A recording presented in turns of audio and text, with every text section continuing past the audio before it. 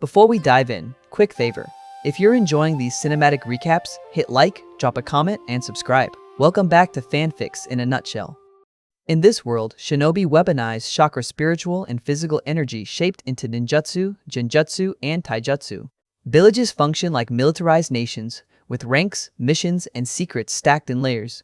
Seals, fuinjutsu, are the quiet science beneath it all. Locks, keys, barriers, storage, contracts. And the people who control them can rewrite the rules without throwing a single punch. Naruto Uzumaki has a problem, and he figures it out early.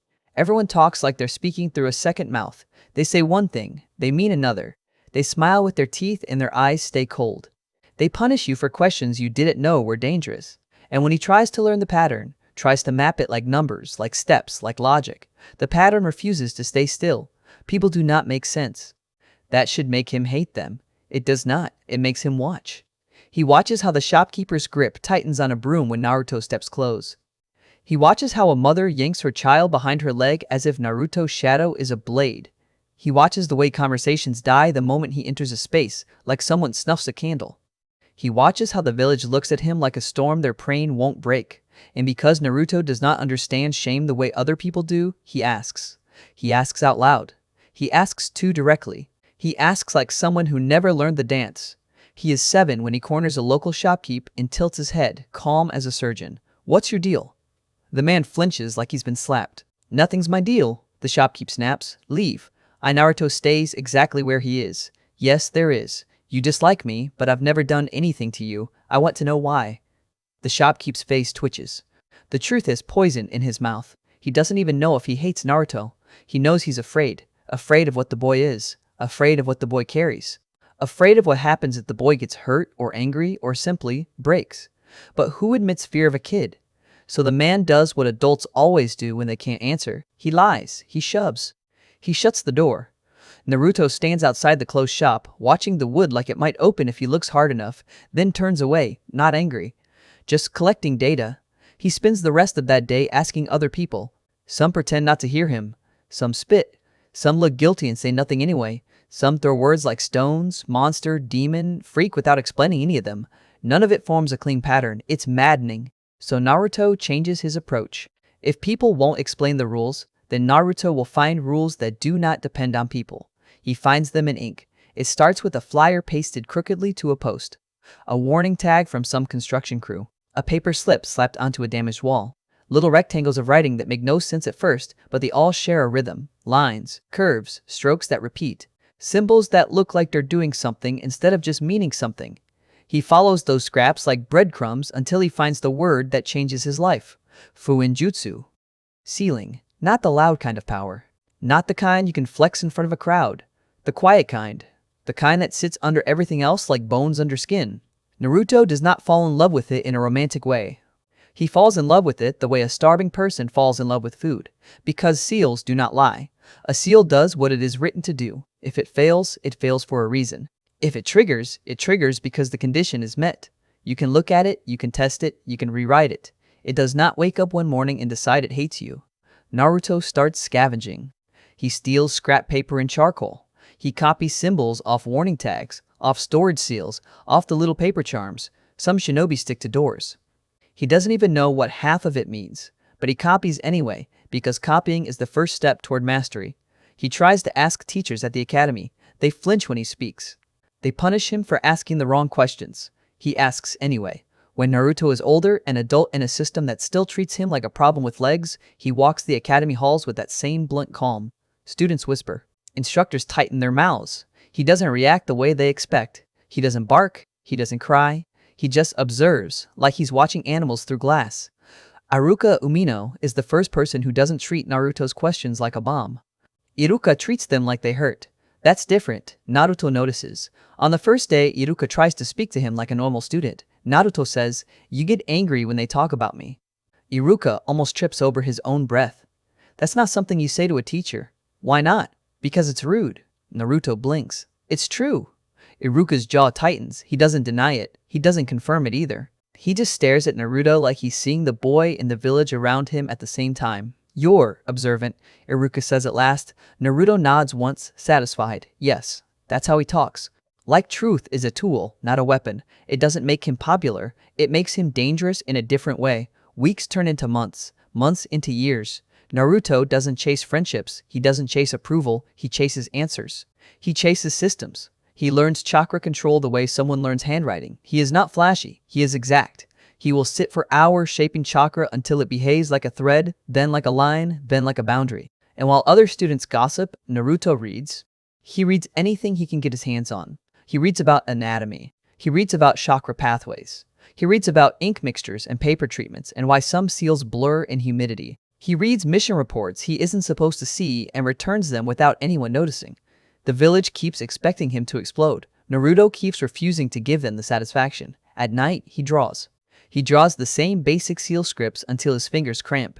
He tests tiny storage tags with pebbles. He attempts reinforcement patterns on worn cloth and watches the fibers tighten under chakra, like the fabric becomes stubborn. It's not magic. It's engineering. And Naruto loves engineering. The first time he successfully makes a seal do something small and reliable, something repeatable, he doesn't cheer. He sits back, watches the tag, and says quietly to no one, "Okay, that's one rule." He begins to build his own rules. He also begins to notice something else. The village's hatred isn't random. It has edges. It has shape. It spikes around certain topics. It spikes around certain days. It spikes around the same place. His stomach, whenever someone's gaze drops and then jerks away like they've been burned. Naruto learns to track the pattern, and once he sees it, he can't unsee it. There's something inside him, not metaphorically, literally. He tests it the way he tests everything, by observation. He presses his palm against his abdomen and focuses chakra. He feels resistance, not pain, not illness. Resistance, like a barrier inside his own body that does not belong to flesh. A seal. Someone put a seal on him. That is the first time Naruto feels anger. It's not hot, it's not explosive, it's cold, precise. The kind of anger that doesn't scream. The kind of anger that decides. He goes to Iruka the next day and says, "I have a seal on my stomach." Iruka goes white. Naruto continues, calm as ever. Why? Iruka opens his mouth, closes it, looks away. "Who told you that?" Iruka asks. "No one." Iruka's hands tremble just slightly. "How do you know?" "I can feel it." Iruka forces himself to breathe. "Naruto, that's not something we..." "Why?" Naruto repeats, and this time the single word hits like a kunai. Iruka looks like a man trying to hold back a flood with his bare hands. "I can't answer that," he says, voice raw. Naruto studies him. "Because you don't know?" Iruka shakes his head. "Because I'm not allowed." Naruto nods. Not in acceptance, in classification. "All right," he says. "Then I'll ask someone who is." Iruka reaches for him without thinking. "Naruto, wait." Naruto pauses at the doorway, turning his head just enough to look back. Iruka swallows. "If you push too hard, they'll push back harder." Naruto considers that. "That's a people rule." Iruka flinches, because it's true. Naruto adds, "I don't like people rules." Then he leaves. The Hokage tower is not far, but it feels like a border crossing. Naruto walks through the village with the steady pace of someone going to collect what he is owed. Faces turn as he passes. Whispers bloom and die. Some shinobi watch him from rooftops like they're tracking a target. Some civilians step aside like he's contagious. Naruto counts steps. He counts windows. He counts guards. He also watches the ANBU masks flicker at the edges of his perception. Present, hidden, never truly out of sight. They're not subtle. They don't need to be. The village wants him to know he's being watched. Naruto wants them to know he does not care. At the base of the tower, 2 guards block the door. Their eyes shift over him, cautious, irritated, uncertain which emotion they're allowed to show. Academy students don't just walk in, one says. Naruto looks up at the tower's height, then back at the guard. "I'm here to see the Hokage." The guard's mouth tightens.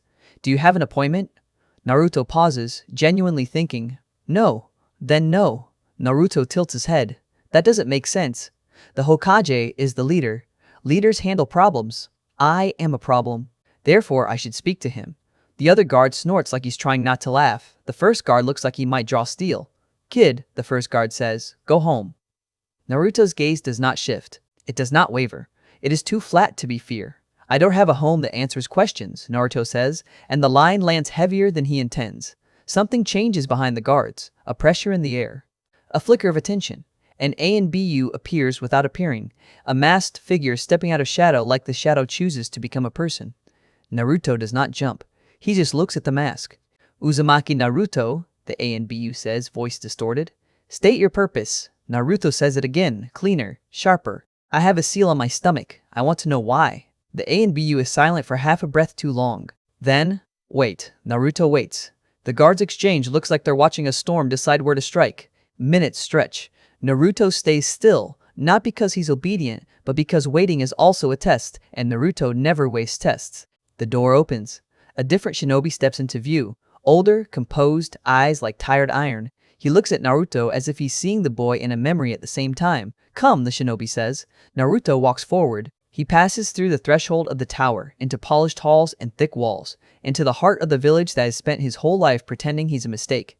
The air smells like ink and smoke and old paper. Naruto's hand drifts toward his stomach without thinking. The shinobi notices. His eyes narrow, not in threat, but in something closer to worry. Naruto notices that too. People are hard. But Naruto is done being patient with hard things. As the elevator mechanisms begin to lift him toward the Hokage's office, Naruto stares at the closed doors and thinks one simple, dangerous thought. If the seal is a lock, then someone has the key. And he is about to demand it. Midway up, the tower shudders slightly, like something inside it shifts its weight. Naruto feels it in his gut, an answering pressure, faint but real, like the seal inside him is listening. Like whatever's behind that lock has noticed he's coming. And Naruto keeps rising toward the top anyway, calm as a blade, while the village above waits to see what happens when the boy who doesn't understand people finally meets the man who controls secrets. The lift keeps climbing, gears groaning like something old and stubborn. Naruto stands in the center, hands loose at his sides, eyes on the seam where the doors will split. The shinobi escort doesn't speak. He doesn't need to. The silence says plenty, you're not supposed to be here, and yet you are. Naruto feels the seal in his stomach like a second heartbeat. Not loud, not violent, just present. A pressure behind a wall, a lock. He hates locks he didn't choose. The elevator shudders to a stop. For half a breath, nothing happens. Then the doors slide open and the air changes. It smells like tobacco, parchment, and old incense-like decisions made years ago that never stopped echoing. The Hokage's office is larger than Naruto expected, but not grand in the way civilians imagine. It's functional. Maps, scrolls. A window framing the village like a painting that's been rewritten 1,000 times. A desk with stacked paperwork like a fortress. Behind it sits the third Hokage. He looks like age given shape.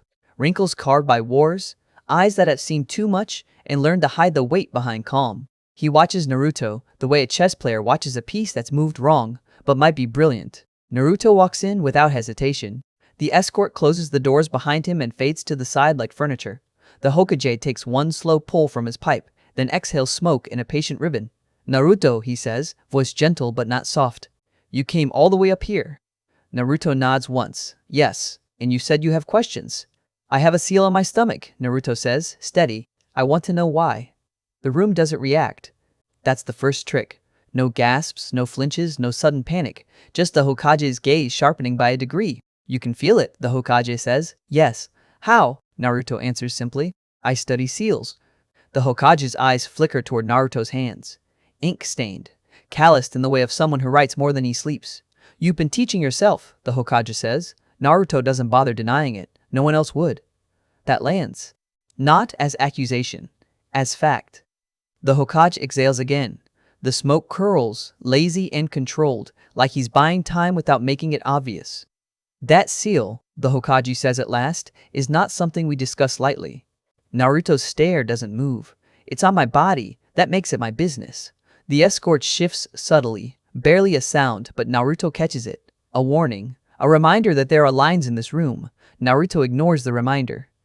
The Hokage sets the pipe down. What do you think it is? Naruto answers like he's reporting test results. It's layered. There's a primary structure, then reinforcement patterns, then a secondary system that reacts when I push chakra too hard. It feels like containment. The escort goes very still. The Hokage's eyelids lower slightly.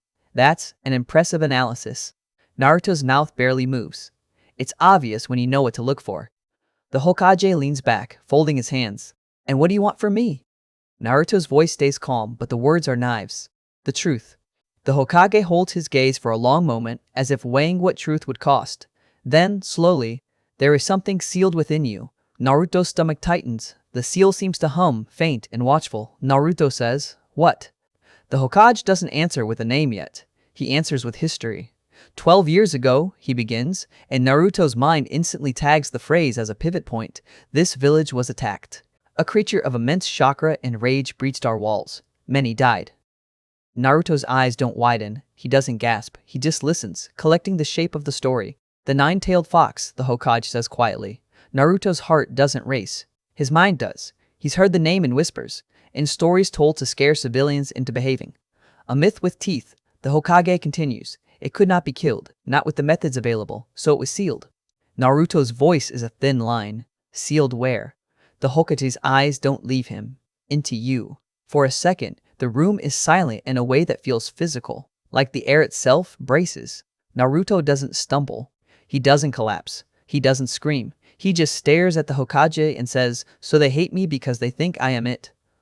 A Hokage's expression tightens, not with anger, but with regret. Some do not separate the vessel from what it contains. Naruto takes that in. His mind runs the equation. Vessel, contents, fear, hatred. A village that looks at him like a bomb and pretends it's morality. He asks the next question immediately. "Why me?" The Hokage's gaze softens. "Because you were the only option." "That's not an answer," Naruto says, and there's a sharper edge now. "There are always options. You chose one. Why?" The escort's chakra presses slightly subtle intimidation. Naruto doesn't blink. The Hokage's voice turns heavier. "Because if it was not sealed into a living host, it would return. Because there were no other viable candidates at that moment. Because someone had to bear it, and you were there." Naruto's hands curl once, then relax. "Someone decided," Naruto says, "without my consent. You were too young." Naruto's eyes cut. The Hokage stops himself. Naruto's voice stays controlled. "So you stole my life before I could even own it." The Hokage doesn't deny it. That's the second trick. The man doesn't lie. He just frames. "I protected the village," the Hokage says. Naruto nods. "And condemned me." Silence again. Outside the window, the village glitters in sunlight like it's innocent. Naruto steps closer to the desk, not threatening, just refusing distance. "Is it dangerous?" Naruto asks. "Is it awake?" The Hokage studies him. The Nine Tails is conscious. It is a being of hatred and power. The seal keeps it contained. It also keeps you alive. Naruto processes that. "So if I damage it, I die. Or worse," the Hokage says. "If it breaks, it could escape. The village would fall." Naruto's eyes don't move. "So the village's safety is tied to my body." "Yes." Naruto lets out a breath through his nose. It's almost a laugh, but there's no humor in it. "People are stupid," he says, like he's stating weather. "They hate the lock instead of fearing the thing behind it." The escort stiffens at the insult. The Hokage, surprisingly, doesn't rebuke him. Naruto taps his own abdomen once, fingers light. "I want to study it." The office temperature drops. The escort's voice snaps, distorted and sharp. "No." Naruto looks toward the mask. "You're not the one I asked." The Hokage's eyes narrow just slightly. "Naruto, that seal is classified beyond your rank, beyond most ranks." "It's on me," Naruto repeats, and now the calm is a blade. "If I'm carrying it, I need to understand it." The Hokage's pipe sits untouched. His fingers tighten once. He isn't afraid Naruto will attack. He's afraid Naruto will be right. "You want knowledge," the Hokage says. "And knowledge can be dangerous." Naruto's gaze is flat. Ignorance is already dangerous. That line hits like it's been sharpened for years. The Hokage inhales slowly, as if tasting the choice. "What do you know of the shadow clone technique?" Naruto blinks once at the sudden shift. "It creates copies." "A forbidden version creates solid clones that can act independently," the Hokage says. "It is dangerous to the user because it splits chakra. For most shinobi, it is lethal." Naruto's mind clicks. A forbidden technique. Not because it's evil, because it's efficient and the wrong person using it could change everything. Naruto asks, "Why are you telling me?" The Hokage's gaze doesn't waver. "Because you want to study seals. You want to accelerate. You want answers fast." Naruto says nothing, but his posture tightens. He can feel it, a bargain forming. The Hokage continues, "You are stubborn. You will push. If I simply deny you, you will find another way. That way may be uncontrolled." Naruto's eyes narrow slightly. "So you will control it?" "I will guide it," the Hokage corrects, soft but firm. "I will not allow you to tamper with the seal that contains the Nine Tails. Not now, perhaps not ever. But I can give you another tool. A tool that lets you learn faster, train harder, become capable enough that you do not accidentally destroy yourself." Naruto's voice is quiet. "And, in exchange." The Hokage's expression hardens, just a little. In exchange, you do not speak of the nine tails to anyone. You do not attempt to dissect the core seal. You do not create panic. And you do not force this village into a crisis it cannot survive. Naruto holds the Hokage's gaze. People rules, agreements, consequences. He hates people rules, but he loves leverage. He says, shadow clones. The Hokage nods once. Shadow clones. Under supervision, with limits. Naruto's pulse spikes not from fear, from the sudden opening of possibility. If clones can act independently, then training multiplies. Reading multiplies. Testing multiplies. If knowledge is power, clones are a power plant. Naruto keeps his face neutral. I accept. The escort shifts like he can't believe it. The Hokage watches Naruto carefully, as if searching for the trap in that calm. You accept? Easily, the Hokage says. Naruto's eyes are steady. I accept because it is rational. And the restriction? The Hokage asks. Naruto's jaw tightens once. I will not touch the core seal. Yet? The escort's chakra spikes. Naruto adds smoothly, I will also not speak of it to civilians. They are emotional. It would be inefficient. The Hokage actually looks amused for half a second, then the weariness returns. Then we have an agreement, he says. He reaches into a drawer and pulls out a scroll sealed with a simple tag. This is the technique, the Hokage says. You will learn it in a controlled space, with Anbu nearby. If your chakra destabilizes, we stop. Naruto takes the scroll with both hands like it's sacred. He doesn't bow. He doesn't thank. Gratitude is a social performance, and Naruto refuses performances. He says, one more thing. The Hokage's eyes narrow. Yes? Naruto touches his stomach again. If the Nine Tails is conscious, does it listen? The Hokage's gaze turns grave. It can influence emotions. It can push anger. It can tempt you into reckless power. Naruto's mouth flattens. So the hatred in the village made it easier. The Hokage doesn't answer, but silence is an answer. Naruto nods once, filed away. He turns to leave. As he does, the pressure in his gut tightens. Not pain. Not attack. A presence shifting against the wall, like something massive rolling in its sleep. Naruto stops at the door, breath steady. He doesn't speak to the Hokage. He speaks to the thing behind the lock, without words, with intention. I know you're there. The pressure returns, faint and cold, like a grin you can't see. The escort opens the door, and Naruto steps out into the hallway with the scroll in hand, the village's secret inside his body, and a new weapon in his mind. Halfway down the hall, the escort finally speaks, voice low through the mask. If you break our trust, Uzumaki, you won't like what follows. Naruto doesn't look back. That's a people rule. The escort's chakra bristles. Naruto keeps walking, the scroll heavy in his grip, his thoughts already turning into blueprints. Shadow clones mean faster learning. Faster learning means stronger seals. Stronger seals mean control. And control is the only thing Naruto has ever wanted. If you're still with me, don't click away now. This is where Naruto stops being a problem for the village and starts becoming a problem for everyone else. He reaches the training grounds assigned for him, a quiet, fenced space with watchers in the shadows. He unrolls the scroll. Inclines stare back like a gateway. Naruto inhales, then forms the hand signs carefully, like a surgeon setting bone. He channels chakra. The air tightens. For a heartbeat, the seal in his stomach pulses like it approves. Naruto's shadow stretches and splits. The first clone steps out of him like a second self peeling free, solid and real, eyes the same sharp blue. Then a second, then a third. They stand in a rough line, all watching the original Naruto, all waiting for instruction. Naruto's mouth twitches, almost a smile. He speaks, voice low, controlled, hungry. Okay, he says, now we work. And in the shadows beyond the fence, unseen eyes narrow, because the village just handed its most unpredictable asset, the one technique that turns effort into exponential growth. Naruto doesn't notice them. He's already dividing tasks in his head, already planning what to read, what to test, what to build. Because seals are easy, people are hard. But Naruto is about to stop asking people for permission. Naruto doesn't ask permission. He builds a schedule like it's a weapon, and then he swings it at the world until the world either breaks or adapts. The moment the last shadow clone stabilizes, Naruto's mind starts splitting tasks before his mouth even opens. He doesn't do it to be clever. He does it because time is the only resource he can't steal from anyone else. Two of you read, Naruto says. One of you runs chakra control drills. One of you draws seal arrays until your hands cramp. Rotate every hour. If anyone finds something useful, report immediately. The clones nod like soldiers. They move with the same brisk certainty Naruto moves with. It's unsettling, even to the ANBU watching from the fence line. The boy doesn't treat this like a forbidden jutsu, he treats it like a factory line. A clone sits on the ground, unrolls a book, and starts reading. Another sprints laps at the edge of the field, chakra pulsing clean and steady through his legs. Another kneels over paper and begins sketching familiar strokes. Ink, curves, conditionals. Naruto watches the system run for a minute, then adds one more instruction. No heroics, he says. If you feel your chakra destabilize, stop. A clone looks up. That's a people rule. Naruto's mouth flattens. That's a survival rule. The clone accepts it. They all do. Naruto turns his own attention inward, letting chakra flow down into his core like water into a reservoir. He feels the seal again, that familiar resistance, and behind it, the weight of something vast.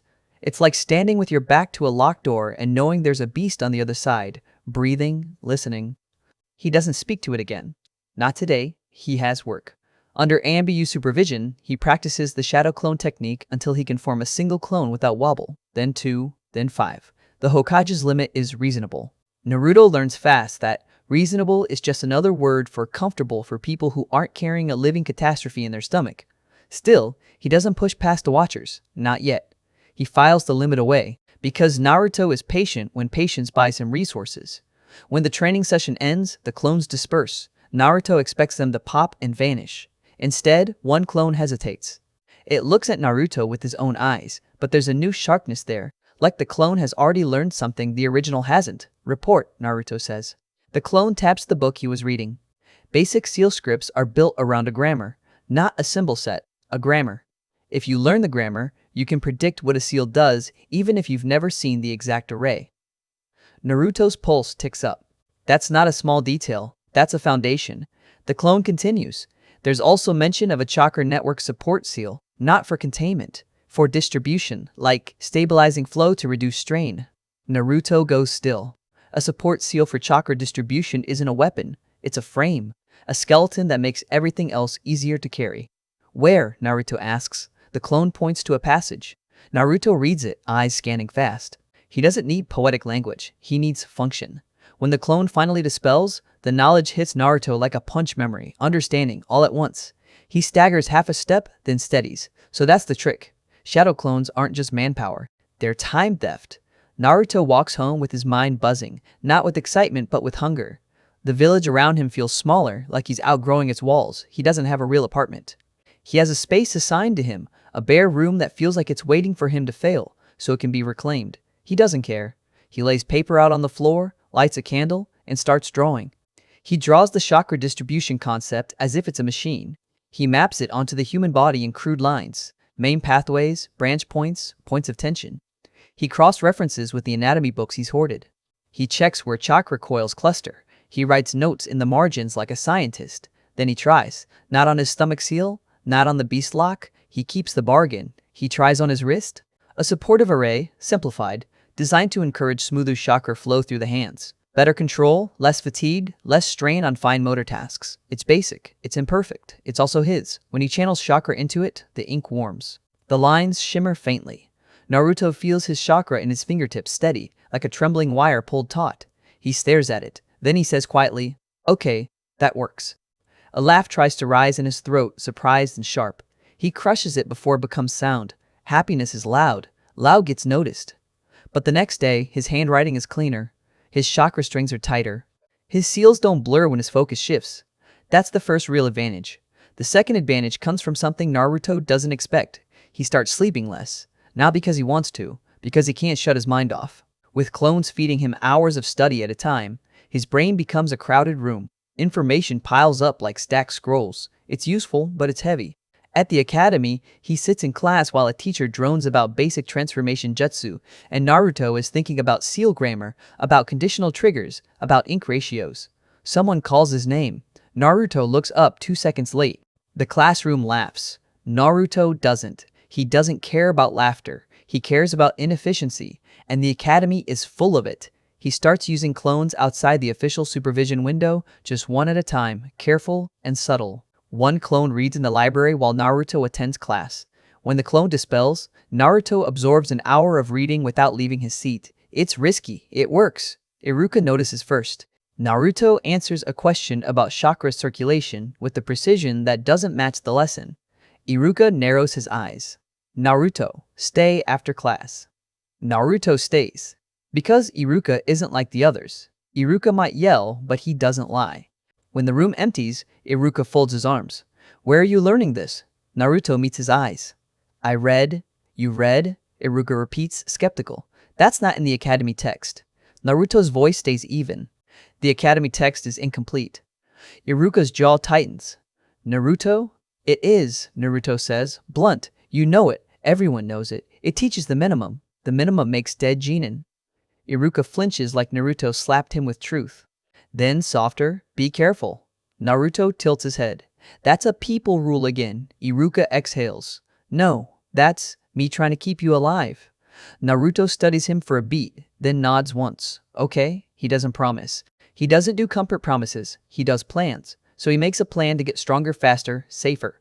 And because he's Naruto, the plan becomes obsession. He starts training his body like it's another seal array, a system that can be optimized. He logs how many push-ups he can do before his form breaks. He logs how long he can hold a chakra thread without tremor. He logs how many times he can throw a kunai before his wrist aches. He sees patterns where other kids see pain. He hears whispers when he runs, rumors and jokes and the occasional hissed insult. He doesn't chase them. He doesn't fight them. Fighting wastes time. But there's one thing he can't ignore, his stamina. He has too much. Even before the clones, Naruto recovers faster than anyone else. He heals scrapes overnight. He shakes off exhaustion like water. He can train until his muscles shake, then wake up and do it again. It's not normal. It's the thing inside him, leaking advantage through the cracks. Naruto doesn't romanticize it. He doesn't call it destiny. He calls it a resource. And resources can be engineered. He begins sketching a new idea. Not a seal for a weapon, not a seal for storage, a seal for feedback. If he can measure his body's strain and output, he can train smarter. If he can track vital signs, muscle fatigue, chakra expenditure, recovery time, he can refine his regimen like a formula. People call that obsession. Naruto calls it control. He brings the idea to the only person in the village who openly lives on the edge of absurd training. Might Guy. Naruto doesn't know him well. He's seen him in the distance, a green blur with a grin that doesn't fit shinobi culture. He's seen him carrying weights like they're children. He's seen him challenge gravity like it owes him money. So Naruto finds him after school, at a training field where the air smells like sweat and stubbornness. Guy spots him immediately. He brightens like a sunrise. Young Naruto! Naruto blinks at the volume. Hello. Guy squats down, eyes blazing. What brings you to the fountain of youthful vigor? Naruto answers without hesitation. I want data. Guy freezes, then breaks into a grin so wide it's almost alarming. Data, a splendid word. Naruto continues, unfazed. I want to record movement. I want to analyze taijutsu forms, not for style, for efficiency. Is that possible? Guy's expression shifts, surprise beneath the enthusiasm. He studies Naruto properly for the first time. Not the village's image of him. The boy standing in front of him, eyes sharp, posture too calm for his age. You want to learn taijutsu? Guy asks. I want to understand how bodies produce force, Naruto says. Taijutsu is the cleanest version of that. Guy's laugh booms. Yes, the body is truth. Naruto doesn't understand the poetry, but he understands the agreement. Guy claps his hands. Come, we will begin with the basics. Naruto lifts a hand. First, the recording. Guy pauses. Recording? Naruto pulls out a crude paper strip covered in seal script. It's messy, experimental, but the structure is there. I designed a seal that stores impressions, not objects. Impressions. Motion patterns. If it works, it can capture sequences. Guy takes it carefully, eyes widening as he scans the script. He's not a sealing specialist, but even he can see the intent. This is inventive, Guy says, voice quieter. Naruto watches his face. Will you help? Guy looks up, grin returning but now threaded with something like respect. Young Naruto, I will help you burn with the fire of effort. Naruto nods. Good. They spend the next hour doing something no one in the village would expect. Not fighting, not sparring. Repeating movements while Naruto tests the seal strip like a measuring device. Guy runs through a basic punch sequence. Naruto presses the strip to his own forearm and channels chakra. The seal hums, ink lines tightening as if listening. Naruto repeats the sequence, then checks the strip. He can feel a faint memory of motion in the chakra residue. Not perfect, not visual, but directional. Like a path traced in invisible ink. It's enough to build on. In the middle of it, Guy laughs and shouts encouragement and Naruto's face stays blank, but something in his chest feels less tight. Not joy, not yet. but a loosening. A man is helping him without flinching. That's new. Halfway through the session, Naruto's clone hidden nearby dispels, and an hour of seal grammar floods into Naruto's head. He stiffens, eyes unfocusing for a second. Guy notices immediately. You are carrying much, Guy says, sudden seriousness. Naruto blinks back into focus. Yes. Guy doesn't push, he just says, then let your effort be balanced. Even steel breaks if hammered without rest. Naruto files it away as another people rule disguised as advice. Still, he doesn't dismiss it. As Naruto leaves the training field, ink-stained fingers clutching new notes, a single thought keeps circling. If he can record motion, he can record anything that repeats. Seals repeat, bodies repeat, habits repeat, people repeat too. Maybe people are hard because he hasn't found the grammar yet. He walks back through the village with the sun lowering, shadows stretching long across the street. Conversations hush as he passes, the usual. But today, something else happens. A figure steps into his path, small, tense, hands clenched around a grocery bag like it's armor. Hinata Higa. Naruto recognizes her, quiet, gentle, always watching him when she thinks he doesn't notice, always looking away too fast, like she's afraid her eyes are a crime.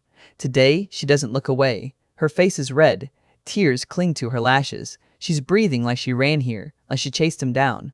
Naruto stops. He doesn't understand why she's crying, but he understands that she chose him out of everyone to stand in front of. That means something.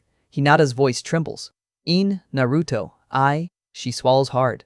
Her grip on the bag tightens until the paper creases. Naruto waits, patient, silent, letting her finish because interruptions are inefficient and also because her fear is loud in the space between words. Hinata forces it out, eyes shining. How do you keep going? Naruto's brow furrows. Going where? Hinata flinches, almost laughs at herself through tears. No. I mean, everyone looks at you like she can't say it. The word is too ugly. Naruto supplies it, calm as always, like I'm dangerous. Hinata nods quickly, tears slipping free. Yes, and you still smile sometimes, you still train, her voice breaks, you still try. Naruto watches her like she's a puzzle he didn't expect. Most people avoid him. This girl is stepping closer, shaking, asking him the one question he never asks himself. Naruto answers the only way he knows how. I try because not trying changes nothing, he says. Hinata's breath catches. Naruto tilts his head. Why are you crying? Hinata's face goes even redder. She tries to wipe her cheeks with her sleeve, embarrassed by her own weakness. Because I can't do it. I want to, but I can't. I'm always afraid. And my family? The name Hyuga hangs in the air like a wall. Naruto's eyes narrow slightly, not in anger, in analysis. The Hyuga are power, their control, their status. If she's crying in the street, then the pressure behind her is enormous. Naruto steps closer. Not too close, just enough to show he's listening. Do you want to change it? Naruto asks. Hinata stares at him, stunned by the simplicity. Yes, she whispers. Naruto nods once. Then train. Hinata blinks. I do.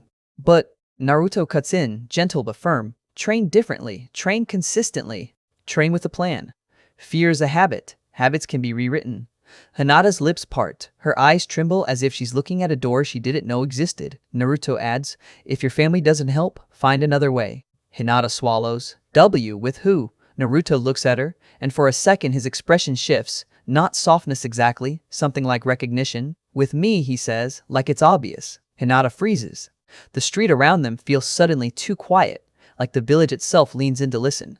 Hinata's fingers loosen on the bag. Her voice is a whisper. Why would you? Naruto answers honestly, because he can't do anything else. Because you asked, he says, and because I want to understand people, and you're trying.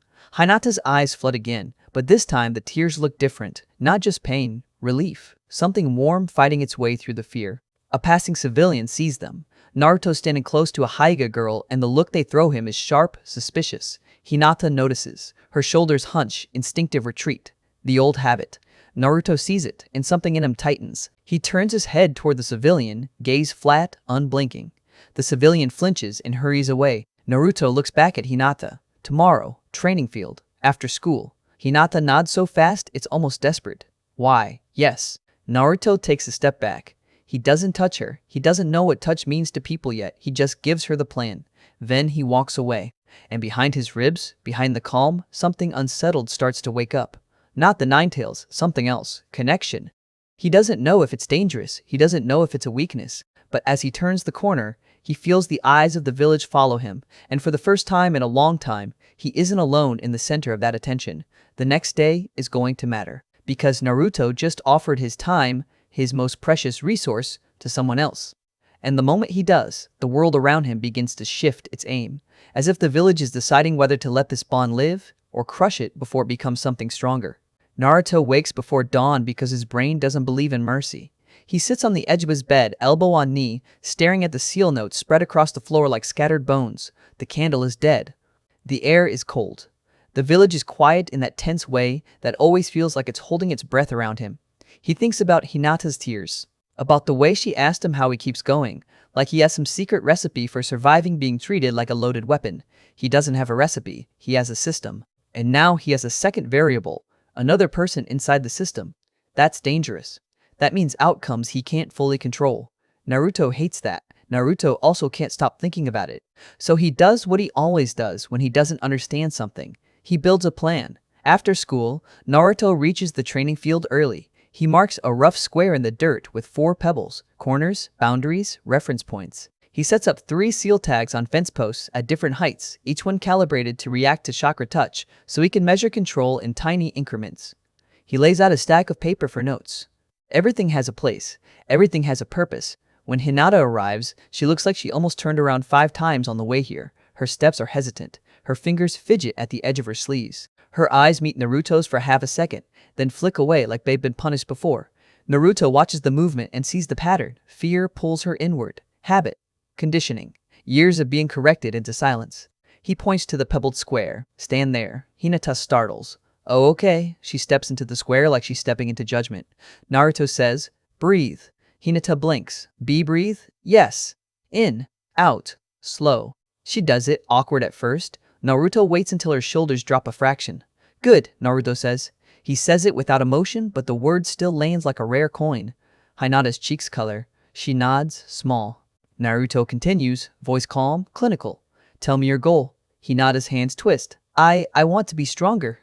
That's vague, Naruto says. Stronger how? Hinata flinches like she expects punishment for not having the right answer. I want to, not freeze. Naruto nods. That's specific. He points at the first seal tag. Touch it. Use as little chakra as possible. Make it react. Hinata steps forward. Her fingers hover, trembling. She presses lightly, channels chakra. The tag flickers, then dies. Hinata jerks her hand back like she got burned. Sorry. Sorry.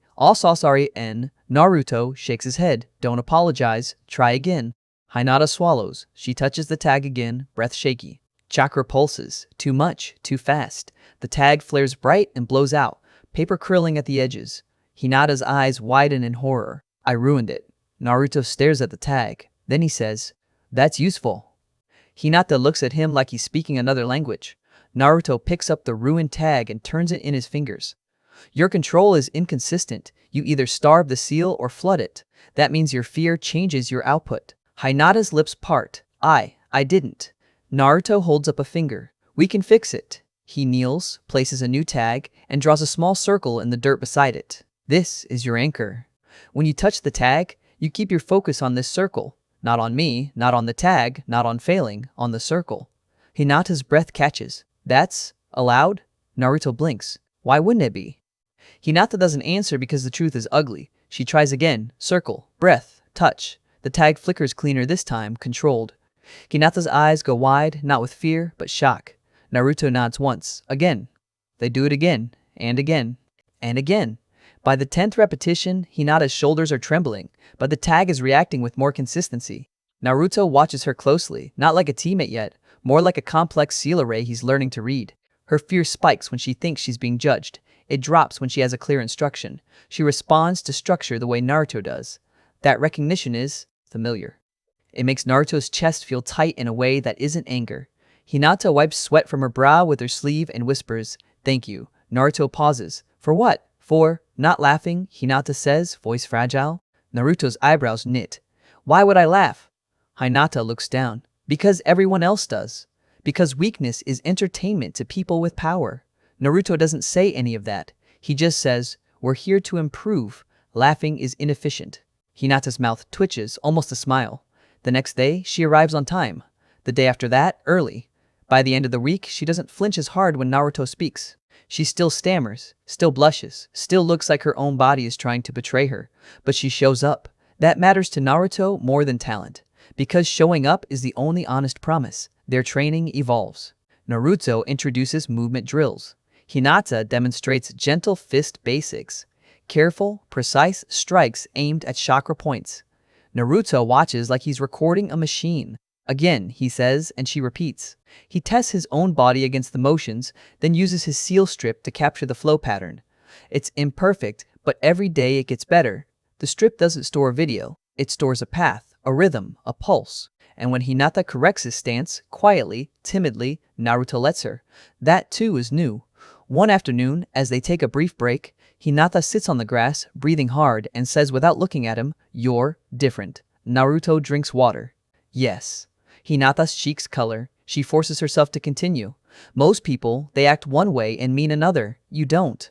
Naruto stares at the training field as if the dirt might answer for him. I don't see the point. Hinata glances at him. It makes it easier to trust you. Trust. Naruto tastes the word like it's unfamiliar food. Before he can respond, a shadow falls over the field. Two Hokage branch members stand at the edge, watching. Their faces are polite, their eyes are not. Hinata's back straightens like she's been yanked by strings. Her breathing changes. Her fear rises so fast Naruto can almost see it. One of the men speaks, voice smooth. "Hinata-sama, your father requests your presence." Hinata's hands curl in her lap. I'm training." "Yes," the man says, smile thin, "we noticed." Naruto's gaze shifts to Hinata. Her eyes are wide, trapped. The old habit tries to swallow her. Naruto stands. The branch member's eyes flick to him, then away, like looking at Naruto is a stain. Naruto's voice is calm. "She's training with me." The man's smile doesn't change. And? Naruto takes one step forward, not aggressive, just direct. "And she will leave when we are finished." The air tightens. Hinata's breath catches. She looks at Naruto like he just stepped in front of a blade for her without understanding what it means. The branch member's eyes sharpen. "You speak boldly, Uzumaki." Naruto tilts his head. "I speak accurately." The second Hokage shifts, chakra stirring under his skin. Not a threat made obvious enough to be punished. A reminder made subtle enough to be ignored by anyone who isn't paying attention. Naruto is always paying attention. He feels the seal in his stomach respond faintly like a beast leaning toward conflict. Naruto refuses it. He keeps his chakra steady. He looks at Hinata again. "Do you want to go?" Hinata swallows. Her eyes dart to the Hokage men, then back to Naruto, then down. Her voice is tiny. I have to." Naruto nods once. "Okay." The branch member's smile widens, victorious. Naruto continues, still calm. "Tomorrow, same time." Hinata's eyes lift, surprised. "Why, yes." She stands, bows quickly, and leaves with the Hokage escort like a prisoner walking politely to her cell. Naruto watches them go. He doesn't understand the Hokage hierarchy fully yet, but he understands pressure when he sees it. He understands control systems, and the Hokage are a control system built out of blood. Naruto turns back to his notes, jaw tight. People are hard. Families are harder. The academy days grind onward. Graduation creeps closer like a storm. Naruto's classmates grow louder, more frantic. They chase approval. They chase rank. They chase dreams shaped by other people's expectations. Naruto chases capability. He tests the shadow clones in secret, careful.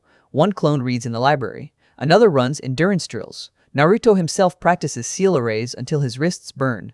When the clones dispel, information slams into his skull in heavy waves. It hurts. He adapts. He builds a mental filing system. He writes short summaries before dispelling clones so the knowledge hits him in structured chunks. He learns to stagger dispels so his brain doesn't drown. It's not comfortable. It works. Iruka watches him in class with a strange tension in his expression, like he's seeing Naruto drift farther away from what the academy can contain. One day, Iruka catches Naruto after class again. "You've changed," Iruka says. Naruto blinks. "Yes." Iruka's mouth tightens. "You're quieter." Naruto considers. "I'm busy." Iruka exhales through his nose. "Naruto, the graduation exam is soon. You need to focus on the required skills." Naruto looks at him. "I have the required skills." "You haven't demonstrated them," Iruka snaps, then reins himself in. His voice softens. "Just don't sabotage yourself." Naruto stares. "Why would I sabotage myself?" Iruka's eyes flicker with something like fear. "Because you don't always understand the consequences." Naruto's gaze sharpens. Yes, I do. People punish things they don't like, even if those things are not wrong. Iruka's shoulders slump as if the sentence hit him personally. Naruto continues, quieter, I will pass. Iruka studies him, then nods once, reluctant. Okay, then show me. The graduation exam arrives. The room smells like sweat and nerves. Students line up, one by one, demonstrating the required techniques. Transformation, clone, substitution. Simple building blocks to shape shinobi into tools. Naruto watches from the back, expression blank. His stomach seal hums faintly, like it's bored. When Naruto's name is called, a hush ripples through the room. Not silence of respect, silence of anticipation, like people are waiting for a show. Naruto steps forward. Iruka stands at the front, clipboard in hand, trying to look like a teacher instead of a man standing between a boy and a village's prejudice. Mizuki-sensei will observe, Iruka says, voice steady. Mizuki smiles too brightly. Naruto sees the hunger in it immediately. A man who wants Naruto to fail because it validates something inside him. Naruto files that away. Begin with the clone technique, Iruka says. Naruto lifts his hands. He could do this the easy way. He could use shadow clones and pass instantly. But shadow clones are forbidden, classified, tied to secrets. If he reveals it here, he reveals that the Hokage gave him something special. He reveals a weakness people can attack. So Naruto does it the hard way. He channels chakra with the fine control he's built through seal work, through anchoring, through repetition. He forms the standard hand signs, a puff of smoke. Two clones appear beside him. Pale, slightly translucent, but stable. Not perfect, but not the dead-eyed failures the village expects. The room goes still. Mizuki's smile falters for half a heartbeat. Iruka's eyes widen.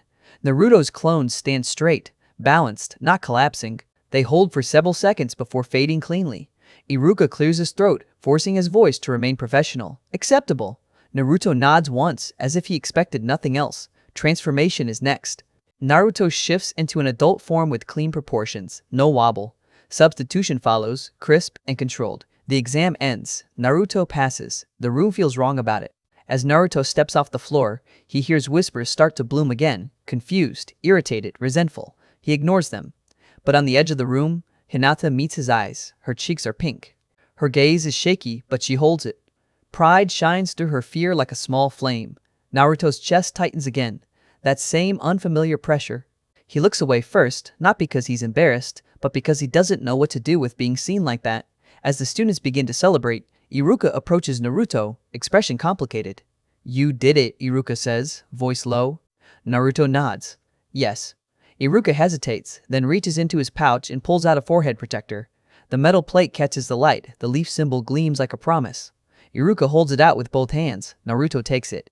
For a second, his fingers brush Iruka's, and Naruto feels the weight of the gesture. Not the object, the meaning. Iruka watches him carefully. You earned it. Naruto stares at the headband, then ties it around his forehead with measured movements. The knot sits firm, centered. He looks up. Iruka's eyes soften. Be careful out there. Naruto's mouth twitches. People rule. Iruka sighs. Yes. And still true. Naruto turns to leave. The room is loud behind him. The village's expectations buzz like insects. Halfway to the door, Mizuki's voice slides in beside him, too friendly. Naruto, Mizuki says, could you stay a moment? There's an opportunity. Naruto stops. He looks at Mizuki. He doesn't trust the man, not at all. But opportunity is a tool, and Naruto never ignores tools. What? Naruto says. Mizuki smiles. A special assignment. One that could accelerate your progress.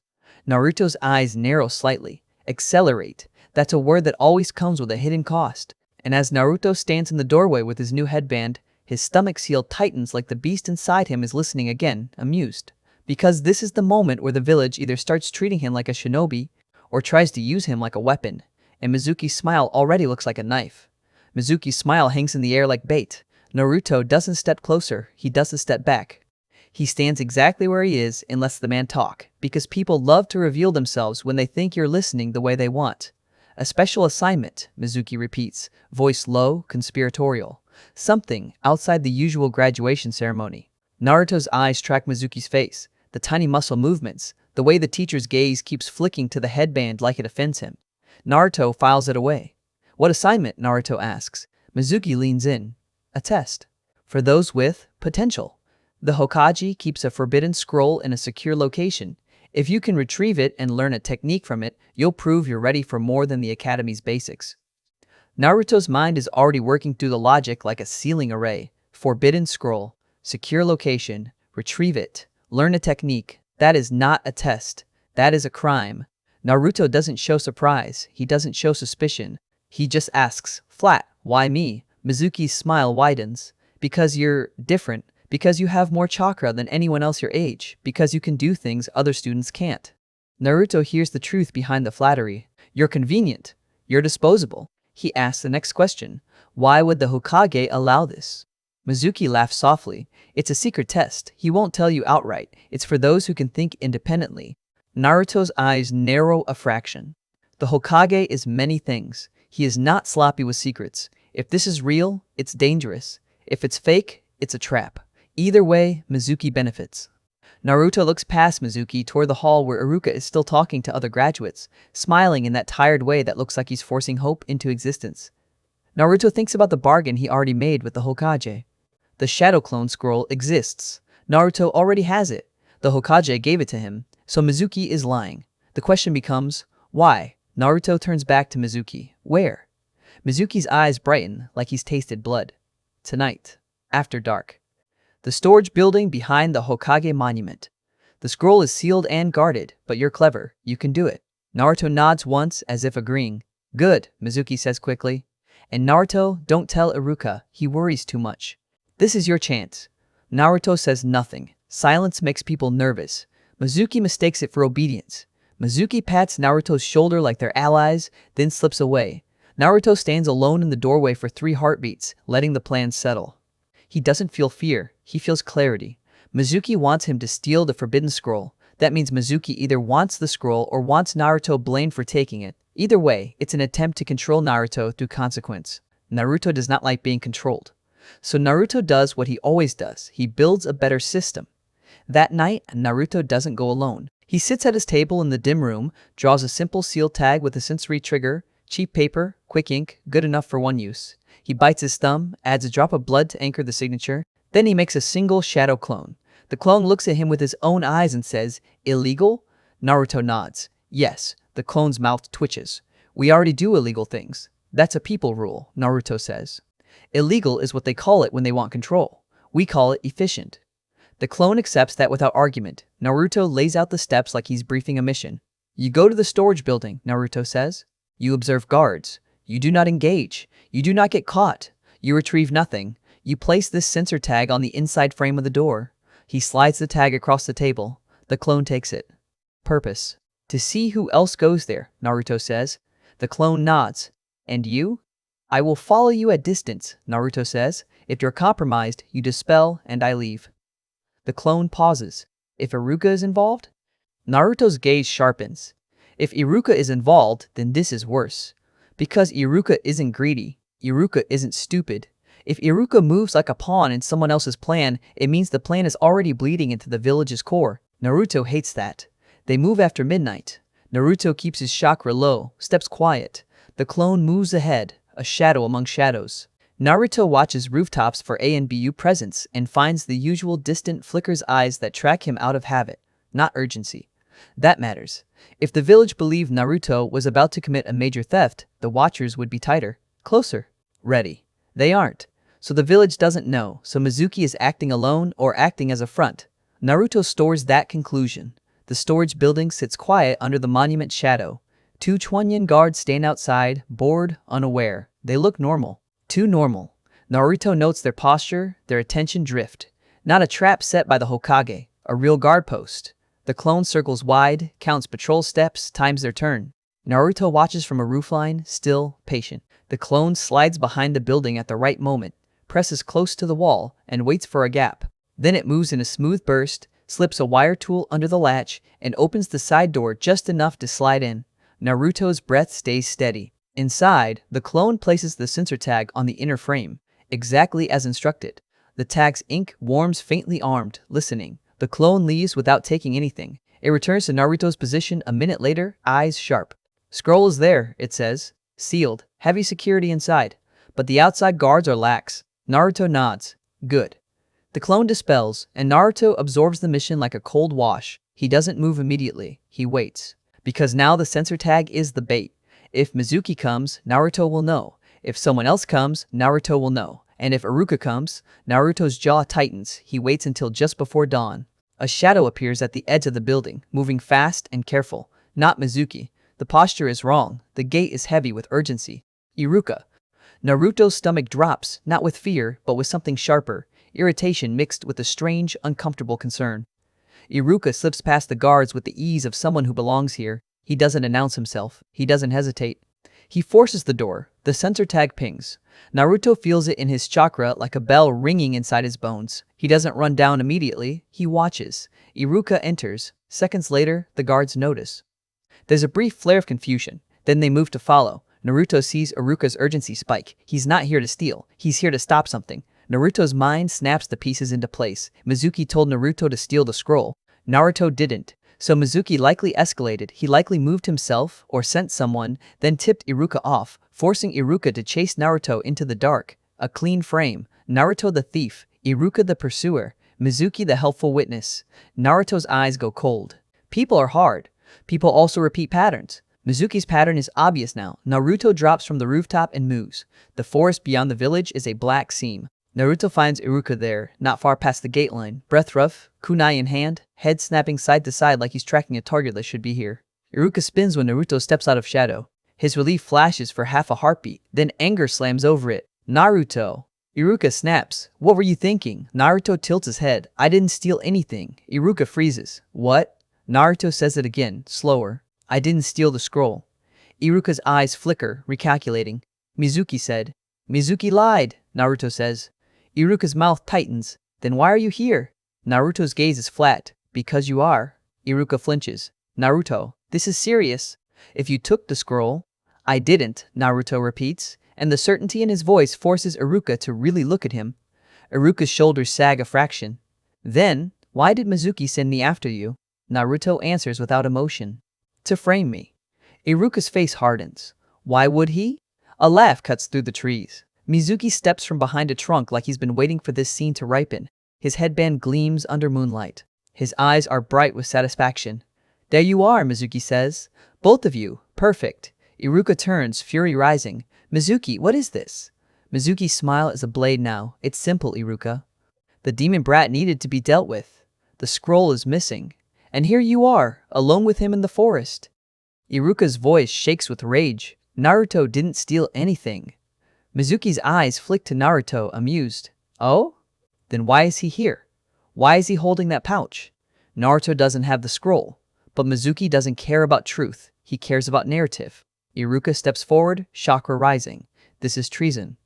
Mizuki shrugs. Call it what you want. The village will thank me. And when the Hokage asks why Naruto stole the forbidden scroll, I'll tell him Iruka helped. Iruka's face drains. You're insane. Mizuki's gaze turns hungry. Maybe, but I'm not wrong. He moves in a blur, throwing a massive shuriken that spins through the trees like a saw blade. Iruka reacts instantly, shoving Naruto aside, taking the brunt of it. Steel bites, blood sprays. Naruto's eyes widen a fraction. Not with shock, with calculation. Iruka is hurt. Mizuki is attacking. This is no longer a puzzle. It's a system failure with lethal consequences. Naruto's chakra spikes. The seal in his stomach stirs like something stretching awake. Naruto clamps down hard, forcing it back. No, not that. Naruto forms hand signs. A shadow clone bursts into existence beside him. Then another. Then another. Iruka's eyes widen despite the pain. Naruto, don't. Naruto doesn't answer. He's already moving. The clones fan out. Two rushing Mizuki from flanks. One grabbing Iruka and dragging him behind cover. Mizuki snarls. Shadow clones? Impossible. Naruto steps forward, voice calm as a death sentence. The Hokage gave me this. Mizuki's face twists, rage and disbelief colliding. Naruto continues, because honesty is a weapon now. You tried to use me to steal the scroll. I didn't. You used Iruka instead. That was inefficient. Mizuki throws kunai, cutting through one clone, then another. They burst into smoke. You're still the demon, Mizuki screams. You don't belong here. Naruto's eyes go flat. That's a people opinion. He flicks his wrist. A seal tag snaps onto the ground between them, one of Naruto's crude but functional trap arrays. Mizuki's foot hits it. The tag flares. A burst of adhesive chakra snaps around Mizuki's ankle like a clamp. Not strong enough to hold forever, strong enough to steal a second. Naruto uses the second. He rushes in, low stance, and strikes Mizuki's wrist, knocking a kunai free. It's not elegant, it's efficient. Mizuki snarls, swings a heavy punch. Naruto ducks, feels wind rip past his hair. Then Mizuki does something Naruto didn't plan for. He speaks. "The Nine Tails killed your parents?" Mizuki shouts, voice venomous, loud enough to slice straight into Naruto's core. "That's why you're alone. That's why they hate you. You're the fox." Naruto's body goes still for half a heartbeat. Not because he believes it, because hearing it out loud changes the environment. Words reshape people. Words create excuses. Iruka, bleeding behind a tree, hears it too, and Naruto feels the wave of horror that passes through the air like a chill. Mizuki grins, sensing advantage. "Feel it, don't you? That monster inside you wants to tear everything apart." Naruto's stomach seal pulses, amused. Naruto's anger rises. Cold, precise, he could let it rise higher. He could let the beast's chakra leak, let power pour into his veins and end this in a heartbeat. He feels the temptation like a hand at his back. Naruto refuses it. He doesn't want borrowed power, he wants earned control. He speaks, voice low. "If I'm the container, then you're attacking the container. That means you want it to break." Mizuki's grin widens. "Maybe I do." Naruto nods once, as if confirming a theory. "Then you're stupid." Mizuki roars and charges. Naruto's last clone pops behind Mizuki, wraps arms around his shoulders, and yanks him backward just enough to ruin his balance. Naruto steps in and drives an elbow into Mizuki's ribs. Mizuki coughs, stumbles, anger flaring. Naruto doesn't chase. He drops another seal tag, this one a simple flashbang array. Mizuki steps into it. Light detonates. Mizuki shrieks, vision gone for a second. Naruto uses that second to sprint back to Iruka. Iruka's breath is ragged, blood soaks his vest. His eyes lock onto Naruto's face like he's trying to keep the boy anchored. "Naruto," Iruka rasps. "Listen to me." Naruto kneels, hands already moving, ripping cloth to bind. "I'm listening." Iruka grips Naruto's sleeve hard, fingers slick with blood. "You are not the fox." Naruto's throat tightens. He hates that it matters. He hates that he wants it to matter. Iruka forces the words out, each one heavy. "You are Uzumaki Naruto. A student, a shinobi of Konoha, a person." Naruto stares at him. A strange heat rises behind his eyes, sudden and unwelcome. Iruka's grip tightens. "I don't care what they say, I see you." The heat sharpens. It threatens to spill. Naruto hates spilling. He swallows hard and says, voice steady, "Okay." Iruka's lips twitch, weak. "Good." Mizuki's footsteps crunch closer, furious. Iruka tries to stand. Naruto pushes him back down. "You're injured." Iruka coughs. "We need the Hokage." Naruto nods once. "We will get him." He looks past the tree, eyes narrowing. Mizuki is staggering out of the light flash, vision returning, rage building toward murder. Naruto stands. He forms a sign.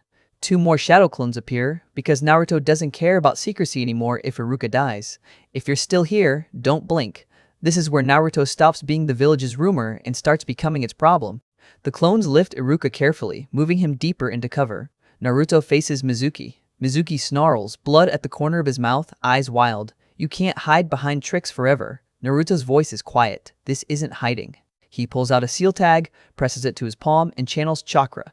The ink pattern spreads into a thin lattice over his skin reinforcement, grip enhancement, a simple amplifying framework. He didn't design it for this. But seals are systems. Systems can be repurposed. Mizuki charges again, desperate now, swinging heavy like brute force can crush a problem it doesn't understand. Naruto steps aside at the last possible moment, pivots, and hooks Mizuki's ankle with his heel. Mizuki hits the ground hard. Naruto drops the sealing tag directly onto Mizuki's back. The tag flares and locks, pinning Mizuki's limbs with a hard pulse of chakra, like invisible ropes. Mizuki thrashes, snarling, spitting. "You think you can stop me? You're nothing but a." Naruto crouches beside him, gaze flat. "I'm a shinobi." Mizuki's eyes widen a fraction. "No." Naruto taps the tag. It tightens.